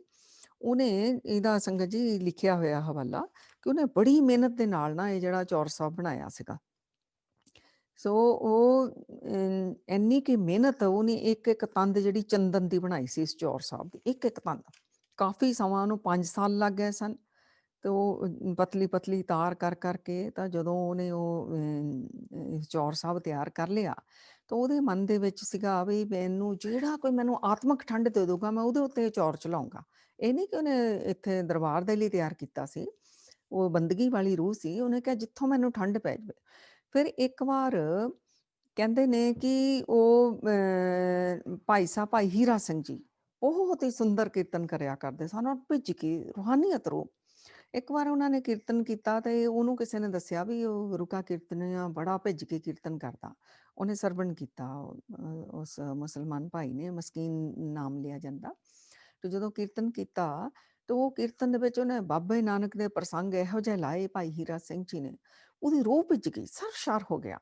ਉਹ ਜਦੋਂ ਕੀਰਤਨ ਦੀ ਸੰਪੂਰਨਤਾ ਹੋਈ, ਉਹਨੇ ਕਿਹਾ ਮੈਂ ਇੰਨਾ ਆ ਜਿਹੜਾ ਚੌਰ ਸਾਹਿਬ ਬਣਾਇਆ ਇੰਨੇ ਸਾਲ ਲਾ ਕੇ, ਇੰਨਾ ਕੀਮਤੀ ਆ ਦੀ ਇੱਕ ਤੰਦ, ਇੰਨੀਆਂ ਬਰੀਕ ਤੰਦਾਂ ਕੱਢ ਕੇ ਬਣਾਇਆ। ਮੇਰਾ ਦਿਲ ਕਰਦਾ ਵੀ ਸਿੱਖਾਂ ਮੈਂ ਤੇਰੇ ਉੱਤੇ ਚਲਾ ਦੇਵਾਂ। ਰਾਗੀ ਹੀਰਾ ਸਿੰਘ ਉੱਠ ਕੇ ਖੜ ਗਏ, ਹੱਥ ਜੋੜੇ, ਕਹਿੰਦੇ ਨਾ ਭਾਈ ਇਹ ਕਹਿਰ ਨਾ ਕਰੇ ਹੈ। ਇਹ ਤਾਂ ਮੈਂ ਤਾਂ ਮਾੜਾ ਜਿਹਾ ਕਿਤੇ ਕਿਨਕਾ ਕੁ ਮਾਤਰ ਗੁਰੂ ਰਾਮਦਾਸ ਦੇ ਚਰਨਾਂ ਦੀ ਧੂੜੀ ਤੋਂ ਇਹ ਜਿਹੜਾ ਰਸ ਮੈਨੂੰ ਦਿੱਤਾ ਮਹਾਰਾਜ ਜੀ ਨੇ। ਸੋ ਅਸਲੀ ਰਸ ਤਾਂ ਜਿਹੜਾ ਉਹ ਹਰਮੰਦਰ ਸਾਹਿਬ ਆ। ਤੂੰ ਇਹ ਚੌਰ ਅਗਰ ਕਿਤੇ ਹੋਰ ਨਹੀਂ ਚਲਾਇਆ ਤਾਂ ਫਿਰ ਭੇਟਾ ਕਰਨੀ ਫਿਰ ਉੱਥੇ ਕਰ। ਫਿਰ ਉਹ ਅਕਾਲ ਤਖ਼ਤ ਸਾਹਿਬ ਲੈ ਕੇ ਆਇਆ, ਸੰਗਤਾਂ ਦਾ ਇਕੱਠ ਹੋਇਆ, ਦੀਵਾਨ ਸਜੇ। ਸੋ ਉਹਨੇ ਪਹਿਲਾਂ ਭੇਟਾ ਕੀਤਾ ਹਰਿਮੰਦਰ ਸਾਹਿਬ, ਫਿਰ ਅਕਾਲ ਤਖ਼ਤ ਸਾਹਿਬ ਦੇ ਜਥੇਦਾਰ ਸਾਹਿਬ ਸੰਗਤਾਂ ਨੇ ਮਿਲ ਕੇ ਫਿਰ ਉਹਨੂੰ ਸਤਿਕਾਰ ਵੀ ਦਿੱਤਾ। ਕਹਿੰਦੇ ਨੇ ਸੰਗਤਾਂ ਇੰਨੀਆਂ ਮੋਹਿਤ ਹੋ ਗਈਆਂ ਵੀ ਇੰਨਾ ਬੇਸ਼ੁਮਾਰ ਕੀਮਤੀ ਇੰਨੇ ਸਾਲ ਲਾ ਕੇ ਇਹਨੇ ਕੀਤਾ। ਸਿੱਖ ਸੰਗਤਾਂ ਕੋਈ ਘੱਟ ਨਹੀਂ ਜਦੋਂ ਕਿਸੇ ਨੂੰ ਸਨਮਾਨ ਦਿੰਦੀਆਂ ਨੇ। 101 ਸੋਨੇ ਦੀਆਂ ਮੋਹਰਾਂ ਸੰਗਤਾਂ ਨੇ ਉਹਨੂੰ ਫਿਰ ਦਿੱਤੀਆਂ ਸਤਿਕਾਰ ਦੇ ਵਿੱਚ। ਤੇ ਨਾਲ ਫਿਰ ਕਹਿੰਦੇ ਉੱਤੇ ਇੱਕ ਚਾਦਰਾ ਵੀ ਪਾਇਆ, ਉਹਦੇ ਉੱਤੇ ਵੀ ਸਤਿਗੁਰ ਉਹਨੇ ਕਿਹਾ ਅਗਰ ਗੁਰੂ ਰਾਮਦਾਸ ਜੀ ਦੀਆਂ ਸੰਗਤਾਂ ਇੱਥੇ ਮੇਰੇ ਤੇ ਚਾਦਰਾਂ ਪਾ ਰਹੀਆਂ ਨੇ, ਹੁਣ ਮੇਰੀ ਲੋਕ ਪਰਲੋਕ ਵਿੱਚ ਪੱਤ ਵੀ ਜਿਹੜਾ ਗੁਰੂ ਰਾਮਦਾਸ ਜੀ ਢੱਕਣਗੇ। ਸੋ ਸੰਗਤਾਂ ਬਹੁਤ ਅਲੌਕਿਕ ਨਜ਼ਾਰੇ ਨੇ। ਕੀ ਬਿਆਨ ਕਰੀਏ, ਇੱਕ ਬਜ਼ੁਰਗ ਦੀ ਗਾਥਾ ਵੀ ਆਪ ਜੀ ਨਾਲ ਬਿਆਨ ਕਰ ਦਈਏ। ਤੋ ਕਹਿੰਦੇ ਨੇ ਇੱਕ ਵਾਰ ਡਾਕਟਰ ਸਰੂਪ ਸਿੰਘ ਅਲੱਗ ਉਹ ਵੀ ਆਏ, ਜਿੱਦਾਂ ਸਾਰੀਆਂ ਸੰਗਤਾਂ ਆਉਂਦੀਆਂ ਨੇ ਉਹਨਾਂ ਨੇ ਜੋ ਜ਼ਿਕਰ ਕੀਤਾ ਗੁਰੂ ਦਰਬਾਰ ਵਿੱਚ। ਤੇ ਬਾਈ ਚਾਂਸ ਸਾਰੇ ਅਸੀਂ ਚਾਹੁੰਦੇ ਹਾਂ ਨਾ ਵੀ ਸਾਨੂੰ ਅੰਦਰ ਦਰਬਾਰ ਤੇ ਜਗ੍ਹਾ ਮਿਲ ਜਾਵੇ ਬੈਠਣ ਨੂੰ, ਉਹਨਾਂ ਨੂੰ ਮਿਲ ਗਈ। ਤੇ ਉਹਨਾਂ ਤੋਂ ਅੱਗੇ ਵੀ ਕੋਈ ਬਜ਼ੁਰਗ ਬੈਠੇ ਹੋਏ ਸਨ, ਉਹ ਐਨ ਅੰਤਰਾਤਮੇ ਲੀਨ ਬੰਦਗੀ ਵਿੱਚ ਕੀਰਤਨ ਦੇ ਵਿੱਚ ਜੁੜੇ ਹੋਏ। ਸੋ ਉਹਨਾਂ ਨੂੰ ਬੜਾ ਚੰਗਾ ਲੱਗਿਆ ਵੀ ਕਿਵੇਂ ਕੀਰਤਨ ਵਿੱਚ ਜੁੜੀ ਹੋਈ ਰੂਹ। ਫਿਰ ਉਹਨਾਂ ਨੇ ਦੇਖਿਆ ਵੀ ਉਹਨਾਂ ਨੇ ਜਿਹੜਾ ਕੁੜਤਾ ਪਹਿਨਿਆ ਹੋਇਆ ਸੀ, ਉਹਨਾਂ ਨੂੰ ਟਾਕੀਆਂ ਲੱਗੀਆਂ ਹੋਈਆਂ, ਕਿੰਨੀਆਂ ਹੀ ਟਾਕੀਆਂ, 13 ਟਾਕੀਆਂ ਜਾਂ 11 ਟਾਕੀਆਂ ਕੁੜਤੇ ਨੂੰ ਲੱਗੀਆਂ ਹੋਈਆਂ। ਤੇ ਮਨ ਵਿੱਚ ਆਇਆ ਵੀ ਦੇਖੋ ਗੁਰੂ ਰਾਮਦਾਸ ਜੀ ਤੁਹਾਡਾ ਕਿੰਨਾ ਮੋਹ ਕੀਰਤਨ ਵਿੱਚ ਭਿੱਜੀ ਪਈ ਬੰਦਗੀ ਵਾਲੀ ਰੂਹ। ਲੱਗਦਾ ਵੀ ਦੀ ਆਰਥਿਕ ਹਾਲਤ ਬਹੁਤੀ ਵਧੀਆ ਨੇ ਜਿਹੜੀਆਂ ਟਾਕੀਆਂ ਲਾਈਆਂ ਕੁੜਤੇ ਨੂੰ। ਸੇ ਹੁਣ ਤੁਸੀਂ ਕਿਰਪਾ ਕਰੋ ਵੀ ਦਸਵੰਧ ਮੇਰੀ ਜੇਬ 'ਚ ਆ ਤੇ ਮੈਂ ਜਦੋਂ ਬਾਹਰ ਨਿਕਲਾਂ ਤੇ ਇਹਨੂੰ ਮੈਂ ਸਿੰਘ ਨੂੰ ਇਹ ਦੇ ਦੇਵਾਂ ਵੀ ਦੀ ਆਰਥਿਕ ਹਾਲਤ ਠੀਕ ਹੋ ਜਾਵੇ। ਦਸਵੰਧ ਹੀ ਮੇਰਾ ਸੇਵਾ ਵੀ ਕਬੂਲ ਕਰ ਲਓ ਗੁਰੂ ਰਾਮਦਾਸ ਜੀ। ਸੋ ਉਹਨਾਂ ਨੇ 7 ਵਜੇ ਕਿਤੇ ਜਾਣਾ ਸੀ, ਪਤਾ ਨਹੀਂ 6 ਵਜੇ ਕਿਤੇ ਜ਼ਰੂਰੀ ਜਾਣਾ ਸੀਗਾ। ਤੇ ਉਹ ਜਿਹੜੇ ਬਾਬਾ ਜੀ ਆ ਬਜ਼ੁਰਗ, ਉਹ ਬੰਦਗੀ ਵਿੱਚ ਲੀਨ ਉੱਠਦੇ ਹੀ ਨਹੀਂ। ਹੁਣ ਉਹਨਾਂ ਨੇ ਫਿਰ ਗੁਰੂ ਰਾਮਦਾਸ ਜੀ ਦੇ ਚਰਨਾਂ 'ਚ ਬੇਨਤੀ ਕੀਤੀ, ਮਹਾਰਾਜ ਜੀ 6 ਵਜੇ ਤਾਂ ਮੈਂ ਚੱਲ ਜਾਣਾ, ਇਹ ਤਾਂ ਉੱਠ ਨਹੀਂ ਰਹੇ, ਮੈਂ ਦਸਵੰਧ ਦੀ ਸੇਵਾ ਕਿਵੇਂ ਦੇਵਾਂਗਾ? ਹੁਣ ਤਾਂ ਸਿਰਫ 10 ਕੁ ਮਿੰਟ ਹੀ ਰਹਿ ਗਏ ਨੇ। ਕਹਿੰਦੇ ਇੰਨਾ ਹੀ ਕਿਹਾ ਤਾਂ ਇੱਕਦਮ ਉਹ ਝਟਕੇ ਦੇ ਨਾਲ ਰੂਹ ਉੱਠੀ। ਤਾਂ ਉੱਥੋਂ ਆਈ, ਮੈਂ ਉਹਨਾਂ ਦੇ ਪਿੱਛੇ-ਪਿੱਛੇ ਉਹ ਹਰ ਕੀ ਪੌੜੀ ਦੇ ਅੱਗੇ ਆਈ ਰੂਹ। ਜਲ ਹਰ ਕੀ ਪੌੜੀ ਤੋਂ ਉਹਨਾਂ ਨੇ ਛਕਿਆ ਤੇ ਮੈਂ ਕਹਿੰਦੇ ਪਿੱਛੇ-ਪਿੱਛੇ। ਉਹ ਮੈਨੂੰ ਇੱਕਦਮ ਉਹ ਰੂਹ ਕਹਿੰਦੀ, ਬਜ਼ੁਰਗ ਰੂਹ ਕਹਿੰਦੀ, ਲਿਆ ਬਈ ਜਿਹੜਾ ਦਸਵੰਧ ਆਪਣੀ ਜੇਬ 'ਚ ਪਾਈ ਬੈਠਾ। 2 ਘੰਟੇ ਨਾ ਤੂੰ ਆਪ ਟਿਕਿਆ, ਨਾ ਮੈਨੂੰ ਟਿਕਣ ਦਿੱਤਾ। ਕੀ ਗੁਰੂ ਰਾਮਦਾਸ ਜੀ ਦੇ ਚਰਨਾਂ 'ਚ ਤੂੰ ਬੇਨਤੀਆਂ ਕਰੀ ਜਾਂਦਾ ਸੀ? ਕਹਿੰਦੇ ਮੈਂ ਹੈਰਾਨ, ਐਡੀ ਅਵਸਥਾ। ਤੇ ਕਹਿੰਦੇ ਮੈਂ ਕਿਹਾ ਉਹ ਤਾਂ ਮਨ ਦੀਆਂ ਪੜ੍ਹ ਲਈਆਂ ਮੇਰੀਆਂ, ਜੋ ਮੈਂ ਬੇਨਤੀਆਂ ਆਪਣੇ ਗੁਰੂ ਨਾਲ ਕੀਤੀਆਂ। ਤਾਂ ਕਹਿੰਦੇ ਫਿਰ ਮੈਂ ਕਿਹਾ ਬਾਬਾ ਜੀ ਤੁਸੀਂ ਗਰੀਬ ਨਹੀਂ ਹੋ ਸਕਦੇ, ਬਜ਼ੁਰਗੋ ਤੁਸੀਂ ਗਰੀਬ ਨਹੀਂ ਹੋ ਸਕਦੇ, ਕਿਉਂਕਿ ਦਸਵੰਧ ਤਾਂ ਗੁਰੂ ਰਾਮਦਾਸ ਜੀ ਨੂੰ ਕਿਹਾ ਸੀ ਉਹਨਾਂ ਨੂੰ ਬੇਟਾ ਉਹ ਕਰਨਾ ਹੀ ਸੀਗਾ ਵੀ ਆਹ ਫਿਰ ਟਾਕੀਆਂ ਜਿਹੜੀਆਂ ਕੁੜਤੇ ਤੇ ਲਾਈਆਂ ਕਿਉਂ? ਕਹਿੰਦੇ ਉਹਨਾਂ ਨੇ ਨੇਤਰਾਂ ਵਿੱਚ ਜਲ ਵਹੇ, ਪ੍ਰੇਮ ਨਾਲ ਭਿੱਜ ਕੇ ਉਹਨਾਂ ਨੇ ਕਿਹਾ ਬੜੀ ਬਹੁਤ ਸਾਡੇ ਕੋਲ ਜ਼ਮੀਨ ਜਾਇਦਾਦ ਹੈ, ਗੁਰੂ ਰਾਮਦਾਸ ਜੀ ਨੇ ਰੱਜ ਕੇ ਰਜਾਇਆ ਹੋਇਆ। ਕਹਿੰਦੇ ਫਿਰ ਕੁੜਤੇ ਨੂੰ ਟਾਕੀਆਂ ਕਿਉਂ? ਇਹ ਤਾਂ ਕਹਿੰਦੇ ਇਹ ਟਾਕੀਆਂ ਜਦੋਂ ਇਸ ਦਰਬਾਰ ਤੇ ਆਈ ਤਾਂ ਨਾ ਗੁਰੂ ਰਾਮਦਾਸ ਜੀ ਕੋਲ ਜਦੋਂ ਅਨੁਭਵ ਦੇ ਦਿੰਦੇ ਨੇ ਤੇ ਉਸ ਯਾਦ ਪ੍ਰੇਮ ਦੀ ਨਿਸ਼ਾਨੀ ਵਿੱਚ ਮੈਂ ਟਾਕੀਆਂ ਲਾ ਲਾ ਨਾ ਪਹਿਨ ਕੇ ਆਣਾ ਗੁਰੂ ਦਰਬਾਰ ਵਿੱਚ, ਵੀ ਗੁਰੂ ਮਹਾਰਾਜ ਜੀ ਨੇ ਇੰਨੇ ਆਪਣੇ ਅਨੁਭਵ ਇੱਥੇ ਆ ਕੇ ਬਖਸ਼ੇ ਨੇ। ਤੋ ਸੰਗਤ ਜੀ ਇਸ ਦਰਬਾਰ ਦੀ ਸ਼ੋਭਾ ਅਗਾਧ ਬਹੁਤ, ਸ਼ਬਦ ਬਿਆਨ ਨਹੀਂ ਕਰ ਸਕਦੇ। ਜਿਹੜੇ ਵੀ ਇਸ ਦਰਬਾਰ ਦੇ ਵਿੱਚ ਆਉਂਦੇ ਨੇ ਝੋਲੀਆਂ ਭਰ ਕੇ ਜਾਂਦੇ ਨੇ। ਤੋ ਸੰਗਤ ਜੀ ਆਪਾਂ ਹੁਣ ਕਰੀਏ ਗੁਰੂ ਅਰਜਨ ਦੇਵ ਜੀ ਮਹਾਰਾਜ ਨੇ ਸਥਾਨ ਨੂੰ ਕੀ ਵਰ ਦਿੱਤੇ ਨੇ। ਸੂਰਜ ਪ੍ਰਕਾਸ਼ ਗ੍ਰੰਥ ਵਿੱਚ ਜ਼ਿਕਰ ਹੈ। ਮਹਾਰਾਜ ਕਹਿੰਦੇ ਨੌ ਨਿੱਧ ਸਿੱਧ ਰਿੱਧ ਜੇ ਨਾਨਾ ਆਏ ਸਰਨ ਪਰ ਹੈ ਸਥਾਨਾ। ਮਹਾਰਾਜ ਕਹਿੰਦੇ ਇਸ ਸਥਾਨ ਦੇ ਉੱਤੇ ਨਿੱਧੀਆਂ ਸਿੱਧੀਆਂ ਰਿੱਧੀਆਂ ਸਾਰੀਆਂ ਨੇ। ਜੋ ਸੇਵੈ ਸਿੱਖ ਲੇਵੈ ਸੋਏ ਅੰਤ ਕਾਲ ਅੱਛੀ ਗਤ ਹੋਏ। ਜਿਹੜਾ ਸੇਵੇਗਾ ਇਸ ਮਤਲਬ ਹੁਣ ਸੇਵਣਾ ਇਕੱਲਾ ਇਹ ਨਹੀਂ ਵੀ ਹੱਥੀਂ ਸੇਵਾ, ਸੇਵਣਾ ਬਾਣੀ ਨਾਲ ਵੀ ਸੇਵਣਾ, ਸਾਰਾ ਕੁਛ ਜੋ ਇਸ ਗੁਰੂ ਦੀ ਮਰਿਆਦਾ ਨੂੰ ਸਮਝ ਕੇ ਢਾਲਣ ਕਰੇਗਾ ਆਪਣੇ ਜੀਵਨ ਦੇ ਵਿੱਚ, ਜੋ ਸੇਵੈ ਸਿੱਖ ਲੇਵੈ ਸੋਏ, ਉਹ ਲੈ ਲੂਗਾ ਰਿੱਧੀਆਂ ਸਿੱਧੀਆਂ ਨਿੱਧੀਆਂ ਲੈ ਲੂਗਾ ਇਸ ਸਥਾਨ ਤੋਂ, ਅੰਤ ਕਾਲ ਅੱਛੀ ਗਤ ਹੋਏ। ਸੋ ਅੰਤ ਕਾਲ ਵੀ ਉਹਦੀ ਗਤੀ ਜਿਹੜੀ ਅੱਛੀ ਹੋਵੇਗੀ। ਕੌਣ ਕਮੀ ਪ੍ਰਭੂ ਕੇ ਦਰਬਾਰ। ਸੋ ਇਸ ਗੁਰੂ ਅਰਜਨ ਦੇਵ ਜੀ ਮਹਾਰਾਜ ਦੇ ਬਚਨ ਨੇ ਸੂਰਜ ਪ੍ਰਕਾਸ਼ ਗ੍ਰੰਥ, ਗੁਰੂ ਗ੍ਰੰਥ ਸਾਹਿਬ ਵਿੱਚ ਨਹੀਂ ਹੈ ਬਚਨ ਨੇ, ਸੂਰਜ ਪ੍ਰਕਾਸ਼ ਗ੍ਰੰਥ ਵਿੱਚ ਜ਼ਿਕਰ ਨੇ ਵੀ ਮਹਾਰਾਜ ਨੇ ਕਿਹਾ ਵੀ ਇਸ ਦਰਬਾਰ ਵਿੱਚ ਕਿਹੜੀ ਕਮੀ ਹੈ। ਜਹ ਤ੍ਰਿਲੋਕ ਪਤੀ ਬਸੇ ਉਧਾਰ, ਜਿੱਥੇ ਤਿੰਨਾਂ ਲੋਕਾਂ ਦਾ ਸਵਾਮੀ ਪਾਰ ਬ੍ਰਹਮ ਪਰਮਾਤਮਾ ਆਪ ਵਸਦਾ ਹੈ, ਇੱਥੇ ਕੋਈ ਕਮੀ ਨਹੀਂ ਹੋ ਸਕਦੀ। ਸੋ ਜਗਤ ਮਝਾਰ ਨਾ ਐਸੋ ਕੋਈ ਮੰਦਰ ਦਿਖਤ ਆਨੰਦ ਨਾ ਹੋਈ। ਪੂਰੇ ਜਗਤ ਵਿੱਚ ਇਹੋ ਜਿਹਾ ਮੰਦਰ ਨਹੀਂ ਜਿੱਥੇ ਇੰਨਾ ਕਾ ਕੇ ਆਨੰਦ ਬਣਦਾ, ਹਰ ਵੇਲੇ ਆਨੰਦ। ਸੋ ਮਹਾਰਾਜ ਜੀ ਕਹਿੰਦੇ ਸ੍ਰੀ ਹਰਿਮੰਦਰ ਦਰਸ਼ਨ ਕਰੋ ਬੇਨਤੀ ਭਨੋ ਕਾਮਨਾ ਧਰੋ। ਸੋ ਸ੍ਰੀ ਹਰਿਮੰਦਰ ਸਾਹਿਬ ਜੀ ਦੇ ਦਰਸ਼ਨ ਕਰਕੇ ਜੋ ਵੀ ਆਪਣੀ ਅਰਦਾਸ ਬੇਨਤੀ ਆ ਤੁਸੀਂ ਉਹ ਕਰੋ। ਧਨ ਕੀ ਗਿਣਤੀ ਹੈ ਕਹੋ ਕੌਣ, ਲక్ష్ਮੀ ਬਸੇ ਆਏ ਘਰ ਭਉਨ। ਮਹਾਰਾਜ ਇਹ ਮਹਾਰਾਜ ਨੇ ਉਹਨਾਂ ਲਈ ਵਚਨ ਕੀਤਾ ਸੀਗਾ। ਮਹਾਰਾਜ ਨੇ ਜਦੋਂ ਚੌਥੇ ਪਾਤਸ਼ਾਹ ਨੇ ਅੰਮ੍ਰਿਤਸਰ ਸ਼ਹਿਰ ਵਸਾਇਆ ਸੀ ਨਾ, ਅਲੱਗ-ਅਲੱਗ ਕਿਰਤੀ ਆ ਕੇ ਰਹੇ ਸੀ, ਇੱਥੇ ਠਹਿਰੇ ਸਨ। ਇੱਕ ਵਕਤ ਹੋ ਗਿਆ ਉਹਨਾਂ ਦਾ ਬਿਜ਼ਨਸ ਜਿਹੜਾ ਉਹ ਘਟ ਗਿਆ, ਉਹ ਸ਼ਹਿਰ ਛੱਡ ਕੇ ਜਾਣ ਲੱਗ ਗਏ। ਫਿਰ ਗੁਰੂ ਮਹਾਰਾਜ ਦੇ ਚਰਨਾਂ ਵਿੱਚ ਉਹਨਾਂ ਨੇ ਆ ਕੇ ਬੇਨਤੀ ਕੀਤੀ, ਜਿਹੜੇ ਇੱਥੇ ਸਿੱਖ ਸਨ, ਵੀ ਮਹਾਰਾਜ ਜੀ ਗੁਰੂ ਰਾਮਦਾਸ ਜੀ ਨੇ ਨਗਰ ਵਸਾਇਆ ਤੇ ਸਾਡੇ ਕਾਰੋਬਾਰ ਇੰਨੇ ਚੱਲ ਨਹੀਂ ਰਹੇ। ਤੋ ਉੱਥੇ ਗੁਰੂ ਅਰਜਨ ਦੇਵ ਜੀ ਮਹਾਰਾਜ ਨੇ ਕਿਹਾ ਤੁਸੀਂ ਸਿੱਧਾ ਆਪਣੇ ਕਾਰੋਬਾਰਾਂ ਤੇ ਚਲੇ ਜਾਂਦੇ ਹੋ। ਤੁਹਾਡੇ ਇਸ ਨਗਰ ਦੇ ਵਿੱਚ ਗੁਰੂ ਰਾਮਦਾਸ ਜੀ ਦੇ ਬਚਨਾਂ ਦੇ ਨਾਲ ਇਹ ਜਿਹੜਾ ਸਥਾਨ ਜਿਹੜਾ ਇੰਨਾ ਬਾਣੀ ਦਾ ਪ੍ਰਵਾਹ ਪੈ ਰਿਹਾ, ਵੀ ਰੋਜ਼ ਸਵੇਰੇ ਆ ਕੇ ਇੱਥੇ ਹਾਜ਼ਰੀ ਭਰੋ, ਆਪਣੀ ਅਰਦਾਸ ਬੇਨਤੀ ਕਰੋ, ਆਪਣੇ ਕਾਰੋਬਾਰਾਂ ਤੇ ਜਾਓ, ਫਿਰ ਦੇਖੋ ਕਿੰਨੀਆਂ ਬਰਕਤਾਂ ਆਉਂਦੀਆਂ। ਇੱਥੇ ਪਰ ਮਹਾਰਾਜ ਨੇ ਕਿਹਾ ਸੀ ਵੀ ਇਹ ਤੁਸੀਂ ਦਰਸ਼ਨ ਕਰਕੇ ਹਾਜ਼ਰੀ ਭਰ ਕੇ ਆਪਣੀ ਬੇਨਤੀ ਕਰੋ। ਧਨ ਕੀ ਗਿਣਤੀ ਹੈ ਕਹੋ ਕੌਣ, ਫਿਰ ਧਨ ਦੀ ਕੀ ਗਿਣਤੀ ਕਰਨੀ ਆ। ਲక్ష్ਮੀ ਬਸੇ ਆਏ ਘਰ ਭਉਨ, ਫਿਰ ਤੁਹਾਡੇ ਗ੍ਰਹਿ ਵਿੱਚ ਭਉਨ ਮਤਲਬ ਘਰ, ਤੁਹਾਡੇ ਘਰਾਂ ਵਿੱਚ ਲక్ష్ਮੀ ਦਾ ਵਾਸਾ ਹੋਏਗਾ। ਸੋ ਬਰਕਤਾਂ ਵੀ ਮਿਲਦੀਆਂ ਇਸ ਸਥਾਨ ਤੋਂ, ਸੰਸਾਰਿਕ ਬਰਕਤਾਂ ਵੀ ਔਰ ਰੂਹਾਨੀਅਤ ਬਰਕਤਾਂ ਵੀ ਮਿਲਦੀਆਂ ਇਸ ਸਥਾਨ ਦੇ ਉੱਤੋਂ। ਸੋ ਅਗਰ ਇੱਥੋਂ ਅਸੀਂ ਸਿੱਖਿਆ ਲੈ ਕੇ ਹਰਿਮੰਦਰ ਇਹ ਸਰੀਰ ਹੈ, ਆਪਣੇ ਅੰਦਰ ਇਹੋ ਜਿਹਾ ਡਿਸਿਪਲਿਨ ਹੋ ਜਾਵੇ ਜਿਵੇਂ ਗੁਰੂ ਹਰਿਮੰਦਰ ਸਾਹਿਬ ਦੀ ਮਰਿਆਦਾ ਆ, ਸਾਡੀ ਵੀ ਮਰਿਆਦਾ ਹੋਵੇ। ਫਿਕਸ ਟਾਈਮ ਉੱਠਣਾ ਤੇ ਫਿਕਸ ਟਾਈਮ ਪ੍ਰਕਾਸ਼ ਹੁੰਦਾ, ਫਿਕਸ ਟਾਈਮ ਤੇ ਸੁੱਖ ਆਸਨ ਹੁੰਦਾ। ਅਸੀਂ ਵੀ ਟਾਈਮ ਤੇ ਸੌਣਾ, ਟਾਈਮ ਤੇ ਉੱਠਣਾ, ਇਵੇਂ ਨਾਮ ਬਾਣੀ ਦੇ ਨਾਲ ਜੁੜਨਾ, ਹਰੀ ਦੀ ਕੀਰਤੀ ਵਿੱਚ ਰਹਿਣਾ, ਸਰਬ ਸਾਂਝਾ ਸਥਾਨ ਆ, ਸਭ ਨੂੰ ਪ੍ਰੇਮ ਕਰਨਾ ਆ, ਕਿਵੇਂ ਲੰਗਰ ਭਾਵ ਸਾਰਿਆਂ ਨੂੰ ਰਲ ਮਿਲ ਕੇ ਵੰਡ ਕੇ ਸਾਰੇ ਛਕਦੇ ਨੇ। ਸੋ ਇਹ ਸਿੱਖੀ ਦੇ ਸਿਧਾਂਤ ਜਦੋਂ ਸਾਡੇ ਜੀਵਨ ਦੇ ਵਿੱਚ ਵੀ ਆ ਗਏ ਤਾਂ ਇਹ ਮਰਿਆਦਾ ਸਾਡੇ ਅੰਦਰ ਵੀ ਚੱਲਣ ਲੱਗ ਗਈ। ਸਾਡੇ ਅੰਦਰੋਂ ਹੀ ਜਿਹੜਾ ਹਰਿਮੰਦਰ ਹੈ ਸਰੀਰ ਵਿੱਚ ਵੀ ਉਹ ਹਰਿਮੰਦਰ ਉਹ ਸਰੋਵਰ ਪ੍ਰਗਟ ਹੋ ਸਕਦਾ। ਸੋ ਲੋਕ ਵੀ ਸੁਖੀ ਪਰਲੋਕ ਸੁਹੇਲਾ ਸਭ ਦਾ ਸੰਗਤ ਜੀ ਹੋ ਸਕਦਾ ਹੈ। ਮਹਾਰਾਜ ਜੀ ਅਨੰਤ ਬਖਸ਼ਿਸ਼ਾਂ ਨੇ, ਅਨੰਤ ਰਹਿਮਤਾਂ ਨੇ। ਹੁਣ ਆਪ ਜੀ ਨਾਲ ਇੱਕ ਗੱਲ ਮੈਂ ਜ਼ਰੂਰ ਸ਼ੇਅਰ ਕਰਨੀ ਸੀ। ਅਸੀਂ ਜਾਂਦੇ ਤਾਂ ਹਾਂ ਹਰਿਮੰਦਰ ਸਾਹਿਬ, ਸਾਰਿਆਂ ਦੀ ਨਹੀਂ ਗੱਲ ਹੋ ਰਹੀ, ਕੁਛ ਸਿਰਫ ਅਸੀਂ ਜ਼ਿਆਦਾ ਕੀ ਕਰਦੇ ਆ, ਆਪਣੀ ਸ਼ਾਪਿੰਗ ਕਰਨੀ ਹੁੰਦੀ ਹੈ, ਇੰਡੀਆ ਗਏ ਹੁੰਦੇ ਆ, ਉਹਦੇ ਵਿੱਚ ਚਲੋ ਜੀ ਇੱਕ ਦਿਨ ਇਸ ਕੰਮ ਲਈ ਵੀ ਰੱਖ ਲਏ, ਬਸ ਮੱਥਾ ਟੇਕਿਆ, ਕੜਾਹ ਪ੍ਰਸ਼ਾਦੀ ਦੇ ਕਰਾਈ, ਲੰਗਰ ਛਕਿਆ, ਆ ਗਏ। ਤੇ ਸੰਗਤ ਜੀ ਅਸੀਂ ਤਾਂ ਉੱਥੇ ਕੁਛ ਵੀ ਨਹੀਂ ਕੀਤਾ, ਨਾ ਕੋਈ ਆਪਣਾ ਯੋਗਦਾਨ ਪਾਇਆ, ਨਾ ਬੈਠ ਕੇ ਅਸੀਂ ਹਾਜ਼ਰੀਆਂ ਭਰੀਆਂ ਹੈ। ਕਿਸੇ ਨੇ ਸਾਡੇ ਲਈ ਬਰਤਨ ਧੋ ਦਿੱਤੇ, ਕਿਸੇ ਨੇ ਸਾਡੇ ਲਈ ਲੰਗਰ ਤਿਆਰ ਕਰ ਦਿੱਤਾ, ਕਿਸੇ ਨੇ ਸਾਡੇ ਲਈ ਕੀਰਤਨ ਕਰ ਦਿੱਤਾ, ਕਿਸੇ ਨੇ ਸਾਨੂੰ ਜਲ ਛਕਾ ਦਿੱਤਾ, ਕਿਸੇ ਨੇ ਸਾਡੇ ਲਈ ਸਫਾਈ ਕਰ ਦਿੱਤੀ। ਉਨੇ ਪੁੰਨ ਨਹੀਂ ਮਿਲਦੇ। ਸੋ ਉੱਥੇ ਜਾ ਕੇ ਹਾਜ਼ਰੀਆਂ ਭਰੋ, ਲੰਗਰਾਂ ਵਿੱਚ ਵੀ ਸੇਵਾ ਕਰ ਲਈ, ਬਰਤਨਾਂ ਵਿੱਚ ਵੀ ਸੇਵਾ ਕਰ ਲਈ, ਦਰਬਾਰ ਵਿੱਚ ਵੀ ਹਾਜ਼ਰੀ ਭਰ ਲਈ, ਕੁਛ ਆਪਣੀ ਭੇਟਾ ਵੀ ਅਰਪਣ ਕਰ ਦਿੱਤੀ, ਫਿਰ ਦੇਖੋ ਪੁੰਨ ਕਿੰਨੇ ਮਿਲਦੇ ਨੇ। ਅਸੀਂ ਵੀ ਕਿਸੇ ਦੇ ਬਰਤਨ ਮਾਂਜ ਲਈਏ, ਅਸੀਂ ਵੀ ਲੰਗਰ ਪਕਾ ਲਈਏ, ਕੀਰਤਨ ਨਹੀਂ ਕਰ ਸਕਦੇ ਲੇਕਿਨ ਕੀਰਤਨ ਬੈਠ ਕੇ ਸੁਣੀਏ ਅਸੀਂ ਉੱਥੇ, ਅਸੀਂ ਤਾਂ ਹਾਜ਼ਰੀ ਭਰਦੇ ਹੀ ਨਹੀਂ ਆ। ਅਸੀਂ ਉਹ ਸੈਲਫੀਆਂ ਲੈਣ ਤੇ ਜ਼ਿਆਦਾ, ਪਿਕਚਰਾਂ ਖਿੱਚਣ ਦੇ ਉੱਤੇ ਜ਼ਿਆਦਾ ਲੱਗੇ ਰਹਿੰਦੇ ਆ। ਨਹੀਂ, ਇਤਨੀ ਖੂਬਸੂਰਤ ਸੁੰਦਰ ਮਰਿਆਦਾ, ਉੱਥੇ ਕੋਈ ਸੈਲਫੀ ਦੀ ਜ਼ਰੂਰਤ ਨਹੀਂ। ਉੱਥੇ ਤਾਂ ਆਪਣੇ ਸੈਲਫ ਚੈੱਕ ਕਰਨ ਲਈ ਜਾਈਏ। ਮਹਾਰਾਜ ਦੀ ਬਾਣੀ ਇਹ ਕਹਿ ਰਹੀ ਹੈ, ਔਰ ਅਸੀਂ ਕਿੱਥੇ ਪਹੁੰਚੇ ਹਾਂ, ਕੀ ਸਾਡਾ ਜੀਵਨ ਹੈ। ਪਰੇ ਤੋਂ ਪਰੇ ਸੰਗਤਾਂ ਨੇ ਜਿਹੜੀਆਂ ਉੱਥੇ ਇੰਨਾ ਸਮਾਂ ਹਾਜ਼ਰੀ ਭਰਦੀਆਂ, ਸੁਰਤੀ ਬਿਰਤੀ ਲਾ ਕੇ ਰੱਖਦੀਆਂ। ਸੋ ਕਿਤੇ ਸਾਨੂੰ ਵੀ ਸਾਰਿਆਂ ਨੂੰ ਰੰਗ ਲੱਗ ਜਾਵੇ ਇਹੋ ਜਿਹੇ ਗੁਰੂ ਦਾ ਦਰਬਾਰ ਦਾ, ਸਾਡਾ ਹਰਮੰਦਰ ਇਹ ਸਰੀਰ ਬਣ ਜਾਵੇ ਸੰਗਤ ਜੀ। ਸੋ ਬਾਣੀ ਨੂੰ ਪੜ੍ਹੀਏ, ਵਿਚਾਰੀਏ, ਇਹਨਾਂ ਸਥਾਨਾਂ ਦੀ ਮਹਿਮਾ ਅਗਾਧ ਬਹੁਤ, ਇੱਥੋਂ ਸਿੱਖਿਆ ਲੈ ਕੇ ਆਪਣੇ ਜੀਵਨ ਵਿੱਚ ਵੀ ਸਾਡੇ ਇਹ ਪ੍ਰਵਾਹ ਜਿਹੜੇ ਨੇ ਚੱਲਣ। ਸੋ ਬਹੁਤ ਘਟਨਾਵਾਂ ਨੇ ਸੰਗਤ ਜੀ। ਇੱਥੇ ਇੱਕ ਹੋਰ ਵੀ ਆਇਆ ਸੀਗਾ ਗੋਰਾ, ਮਿਸਟਰ ਵਿਕ,